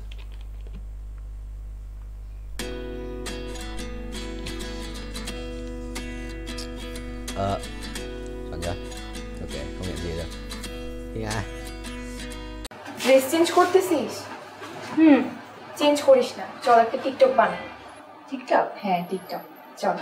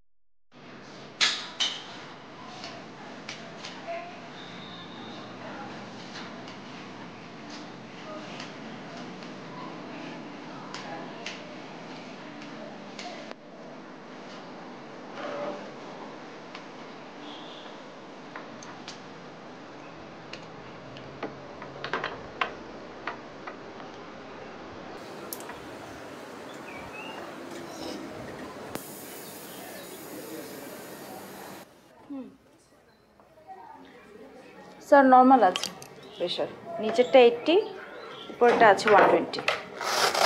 ঠিক। Thank you. Thank you. খামটা দে।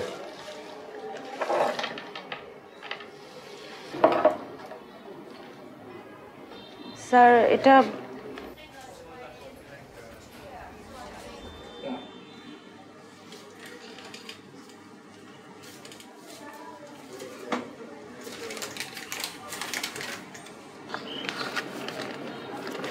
কি আশ্চর্য দেখছিস, 1000 টাকা দিল pressure মারতে। তাও তুই জানিস উনি কে?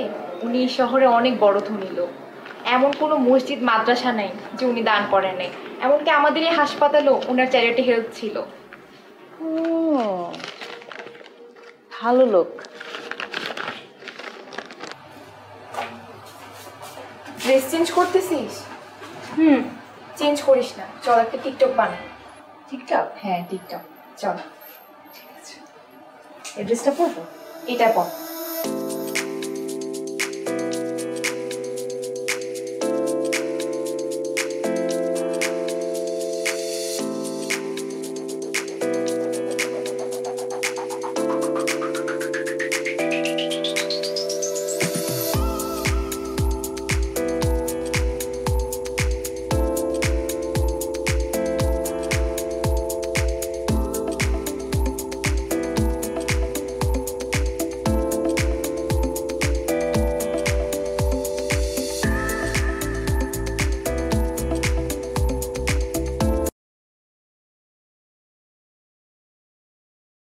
May mắn rồi nên là điện từ bao nhiêu quay được người thôi, phải có may mắn cơ mới thích lâu lâu. Mình gọi là khỏe phết đùa. Không có Guardian Carry mà vẫn hold Guardian à? Thực sự là cầu nguyện không vậy? Thực sự là cầu nguyện ra Guardian không? Cái thằng lái xe này, lái xe bay rồi, xe bay nhưng mà vẫn cần bánh. Sự nhót không? Nhót đó, mày nhót không? Ui Galio rồi, what the hell. Ui nó ở kia thì không quan tâm. Chơi Galio rồi, để Galio ngoài, chưa cần lắm. Cũng xịn đấy, nhưng mà thiếu xe lát, nhận được xe lát nữa là xong. Perfect tiếp à? Thêm nữa không? One more. Ê, 135 xuống 126 nhỉ? Nó reset. One more này. One more. One ai không được. One more. Không one more à? Quả đấy, đây rồi. One more. Two more. One more. Hai Sibasikira. Nope. Mày bay 54 à? Thực sự là 5 củ ấy nên là 50%. Quay đều. Cái gì đấy? Không skip được quên mất. Thôi thầy về qua kia thầy bay thầy kiếm tiền Reaper. Quá mạnh. Ra một tuổi mà rồi lên qua 4, cứ chỉ qua 4 cho tôi vậy, chôn tôi à?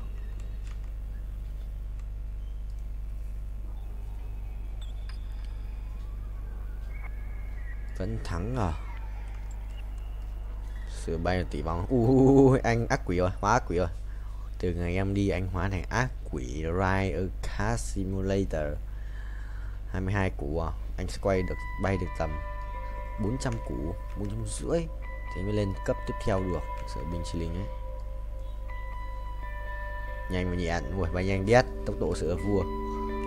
Tốc độ sự vua ấy, tốc độ sử dụng một đẳng cấp Pro VIP. Chuẩn không vậy? Thắng được không vậy? Rồi, còn mỗi quân cho gát sẽ làm chi? Còn mỗi cho gát làm chi? Cho gát 2 mũ thích nghi à? Làm chi? Ui, thổi đau phết, đùa. Ê, nó thắng được cái cút đấy. Ê, nó thổi chết Zone này. Không chết được. Có 2 cái mũ kia đều chết được. 2 mũ đấy chỉ là kích thêm sát thương phép. Xong rồi. Quả chém mới là của mình rồi. Chắn luôn. Đi chợ 100 máu bốc lửa. Đồ Zone này. Zone cái cục đấy sự xịn không? Bắn lan chắn à? Đồ cổ này. 15% hút báo chủ sở hữu đồng minh được đấy. Cái ui mất lắc rồi. Còn những cục kia, còn cục vàng. Lấy một cục vàng đi. Rồi trở lại cái này. Ha sorry. Mày bay cao, một lần bay được tầm 40 triệu. তুমি ডরাইছেন? ডরাবো কেন? মাগের এরকম আটকা মায়া মনে সামনে চলে আসলে তো একটু চিন্তা লাগেই। আর কালকে আবার তোমার মামার সাথে চ্যালেঞ্জ। বইলা এসো শেষবার মতো চুলদারি আশ্রয় আসতে। শুনেন, কালকের খেলায় আপনি হারবেন। বাবা, কনফিডেন্স দেখছো মেয়ে? যদি না হারছেন তাহলে কিন্তু বললাম এটা দিয়ে আমি আমার হাতে আপনার নাম লিখুন। মানে তো তখনই বুঝবেন যখন এটার দায় আপনার উপর পড়ব। সরেন। আরে ভাই নাম লিখবা মানে? কি মুসিবতে বললাম। জিততে না পারে এখন 2 নাম্বারই।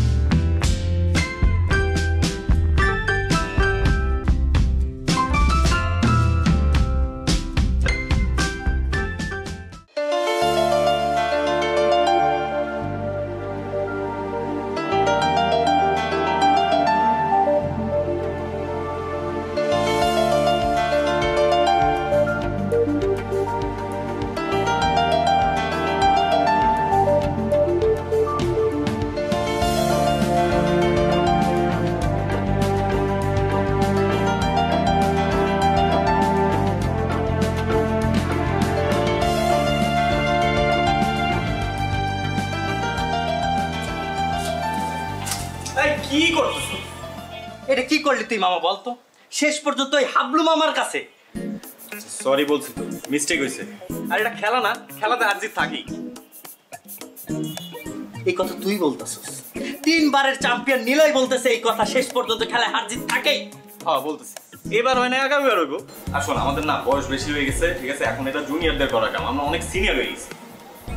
এই দাঁড়া জুনিয়র? হ্যাঁ, কোন অ্যাঙ্গেল ওই হাবলু মামার তো জুনিয়র মনে হইলো? কত দেখি। এই কথা শোনার পরে ওই হাবলু মামা সানফ্লাওয়ার তেল মাইরা ঠিক ঠিক করে হাসবো। তুই এমন একটা কাজ করছিস মামা, এলাকায় মুখ দেখানোর মতো অবস্থা থাকবো না। টাকা দিতেছি, একটা কাজ কর, বোরকা কিন না পিন্দা ঘুরতে থাক, ঠিক আছে? এলাকায় মুখ দেখাই তুই না। দাঁড়া, আমার মনে হইতেছে কেউ তোরে তাবিজ করছে। তুই কখনো তো এই কথা বলার ছেলে না, কি হয়েছে কত? কোনো তাবিজ টাবিজ কিছু না। আর শোন, আনোয়ারের রহিম বাবুর ছেড়ে আনতে পাঠাইছিলাম, কই হয়? ভাই আসসালামু আলাইকুম ভাই। ওয়ালাইকুম আসসালাম। আনোয়ার কই? ভাই পাড়ায় কই জানি গেল গা ভাই? কামটা কি হলো ভাই? কালকে গেমটা এটা গেলেন? যাওয়ার হইছে, কাজের কথা আসি। লাইলির পার্টিতে কাচ্চি করে দিব না ভাই, পারুম না, মাফ করে দেন ভাই। আপনার লেগে আমার জানা আছে, রুমাইয়ের লেগে আমি ভাই কাচ্চি বাচ্চি রাখতে পারবো না ভাই। কি কর রহিম ভাই? মাথা ঠান্ডা, মাথা ঠান্ডা। তোমাদের ছাড়া হইব না তো বিষয়টা। এমন কাচ্চি খাওয়াই ফিরবো, মনে করো 7 দিন যাতে কেউ বাথরুম থেকে বাইর না হইতে পারে। বুঝছো না বিষয়টা? পারো না? যাও এবার রেডি করে গিয়া, যাও তাড়াতাড়ি।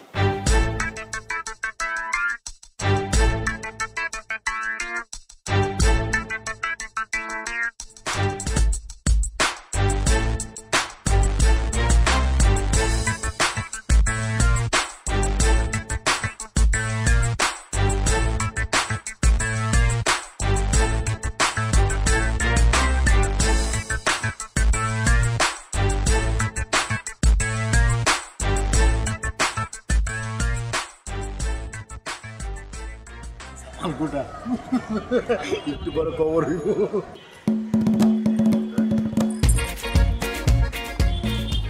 তোমরা আমগুলোকে বইতা। আরে আমরা তো খাবোই, আগে আপ্যায়নটা করে নেই। পুরান ঢাকার ট্রেডিশন তো আপ্যায়ন করা, কি মামা? এই তো দুধ লাইনে আইছো, এরকম লাইনে থাকলে তো কোনো সমস্যা হইতো না। খুব তো কইছিল খেলার কথা, এখন বুঝছো খেলা কি? এখন একদম ক্লিয়ার মামা। আপনার একটু কাচ্চি দিই। আলু দিই, আলু আলু। না না আলু না, গোস্ত দাও, গোস্ত দাও। এই যে গোস্ত দিই। অনেক মজা হয়েছে। এই লাইলি দাও, লাইলি দাও। আলু আলু ল লাইলি ল। তুমি লইবানি? খাইতাম, মজা তো। তুমি একটু খাও। সব মিলে আমগুলোকে খাইতাম। আরে খাবো তো, খাবার তো আছে। আমগুলোকে খাও। আরে মামা খান তো। আছে, কিছু লাগলে বললেন কিন্তু। মজা হয়েছে খাওয়ানো না? আসলে না, তুলো গোস্ত ল।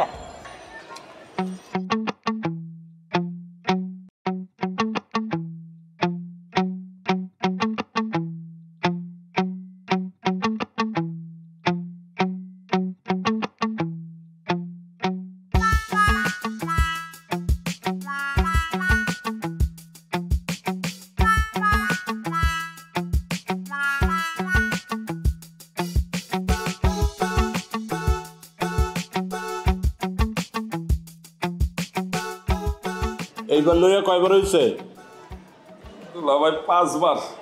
তোমার এত করে কইছি যে একটু কম কম খাও, মাগনা খাওয়ান পাইলে হুদাই হামাম করে খাও। দুলা ভাই আমি তো মাগনা খাওয়ান খাই ভাই, আমরা তো বাজেতে জিতছি, আর আমি তো পরিমাণ মতোই খাইছি। বিশ্বাস করেন দুলা ভাই, আমি নিশ্চিত ওরা খাওয়ানোর মধ্যে কিছু মিশাইছে।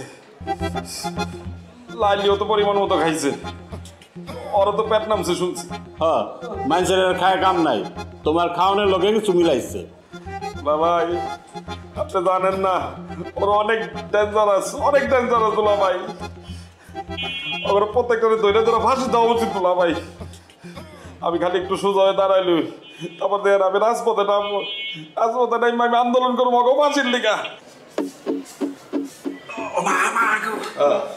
যাও যাও, তুমি তোমার কামে যাও, আমি তোমার লেগে কেড়ে বয়ে থাকো। আপনি একটু বসেন ভাই।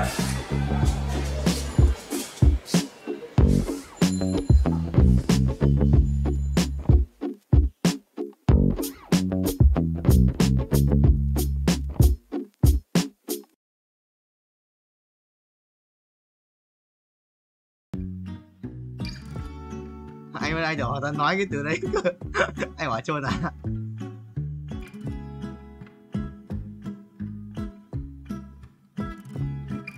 83 máu bao giờ anh mới chết? Wow.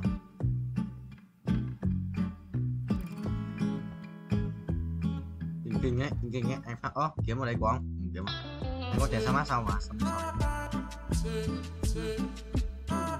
trung tâm giờ thì nó theo một chủ 2 3 4 3 phải học quá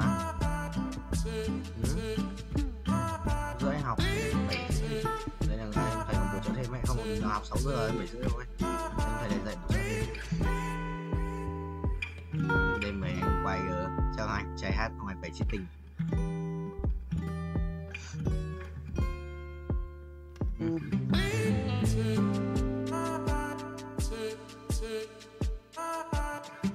Quay phát trong game này xong hết rồi như game này sao chết lượt quay game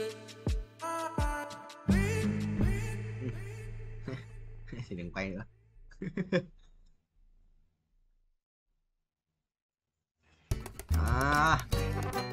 Không hay là gì làm hình đã không kệ thằng cút đấy thằng này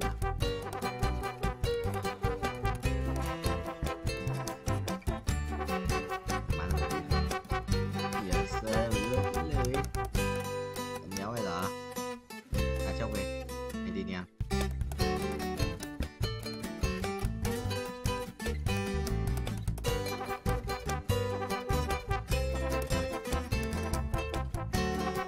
Galio béo bia ở thần thoại ăn mình cũng vậy nhà đéo rồi quan gì nhỉ bạt báo xứ xương cá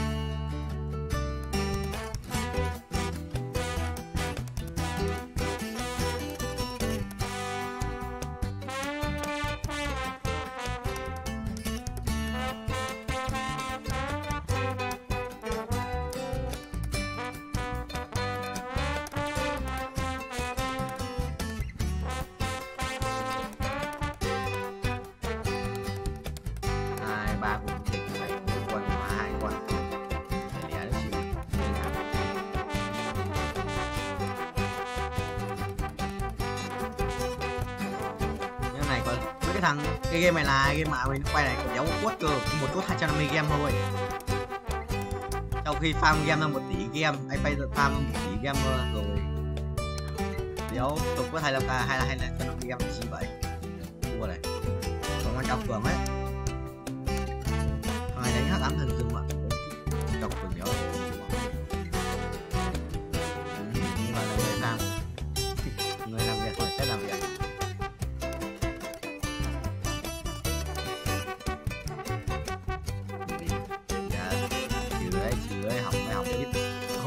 Không hỏng biết đấy, nó không tự lưu đâu, nó hỏng, nó lưu vào nhưng mà hỏng biết.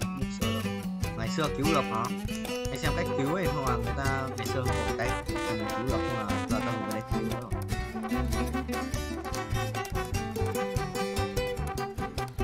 Anh chỉ tắt nhầm luôn block của anh chỉ tắt nhầm một nhất rồi. Không gọi là flash thì nó làm thế nào? Flash máy luôn nhé.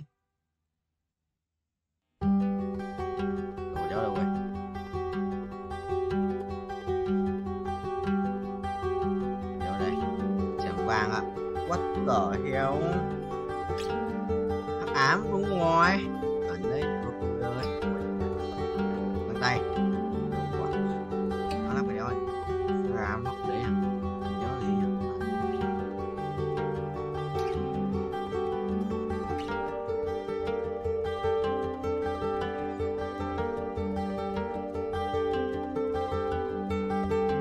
Trời. Yes, giờ nhầm. IT lui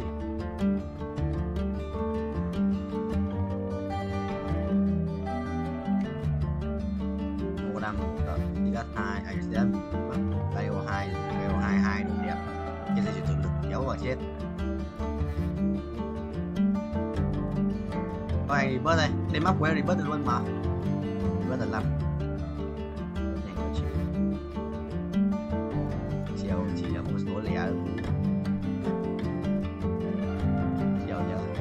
ở đấy chỉ là có số lẻ thôi, giờ toàn phạm tỷ thôi.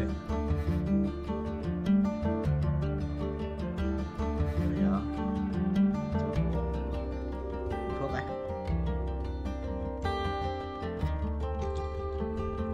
Chết rồi.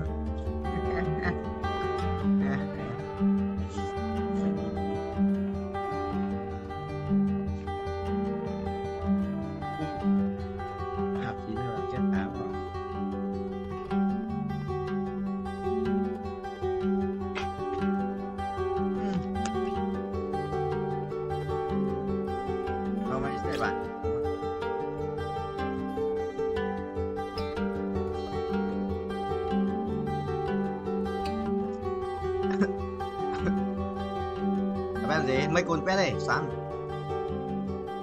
Mấy con pet đây. Có mấy con pet mà. Cứ make vào cho gọn này, cứ make vào cho gọn nói, anh liều lời xóa lắm.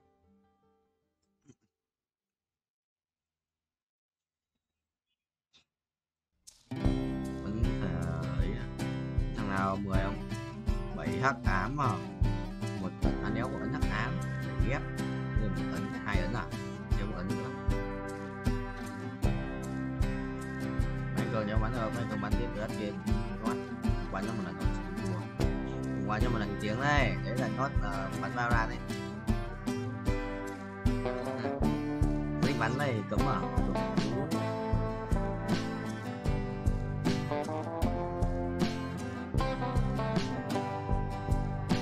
Không à, hôm qua tao hỏi đấy thôi, tao bảo là nó gửi link Facebook cho 2 ông anh, cho bảo là có cái gì mà kiểu thắc mắc hay cần xử lý thì nhắn tin trực tiếp cho 2 anh này nhé. Không vào, không có lần tao nhắn 2 ông ấy trả bố tiền.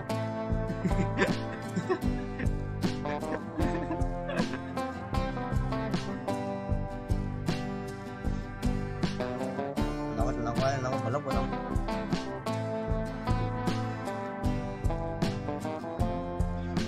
Rồi đấy. À, cũng không quyền năng, cũng không quyền năng. Chuẩn. Chưa, 2 tiếng đồng. Qua chuẩn 2 giờ đâu nhỉ? Đây đi. Anh mới chơi được 8 tiếng rồi. 6 tiếng. À chơi 8 tiếng, 6 tiếng 4. 10 tiếng gì? Không, cái là anh treo à? Cái lúc không cưới, lúc không quay anh cũng treo à?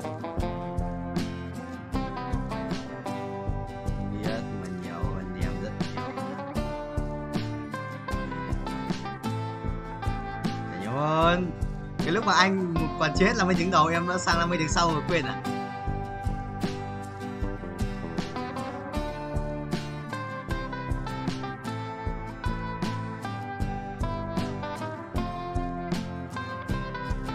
Làm gì mà cùng 2 triệu 3 rồi. Và tôi hàng kéo Lào nhỉ. Thế là sao mà chưa. Đi ra một rồi mày làm béo với tao rồi.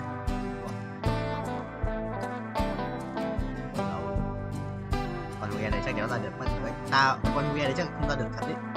Quỷ nó chịu được. Quỷ Lam game này là Linh ở cầm cái ấn nó là gì? Đó là ấn hắc ám. Linh cung á, hay là linh cung lại cầm linh cung.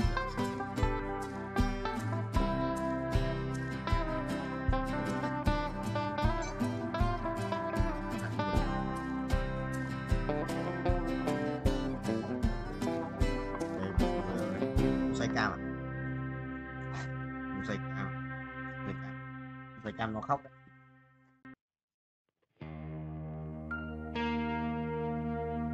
Xoay cam lắng nghe tiếng của Linh Linh phải. Xong rồi nó check viết bảo là 2 thằng có cái gì đấy.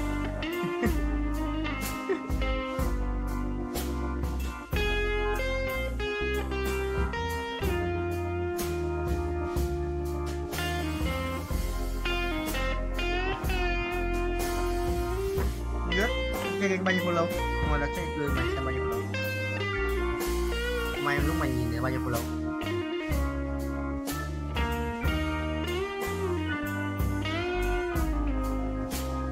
Nó 200 củ một tháng.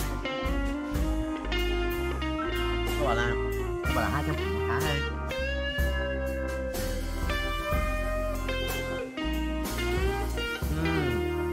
Mà cái kênh mà kênh đang mặt này, biết nó bảo cái kênh đang mặt mày là đăng ký kênh đầu tiên mà nó gọi tao trước, xong rồi nó bảo là mặt mày ấy, kênh đang ở phim mà.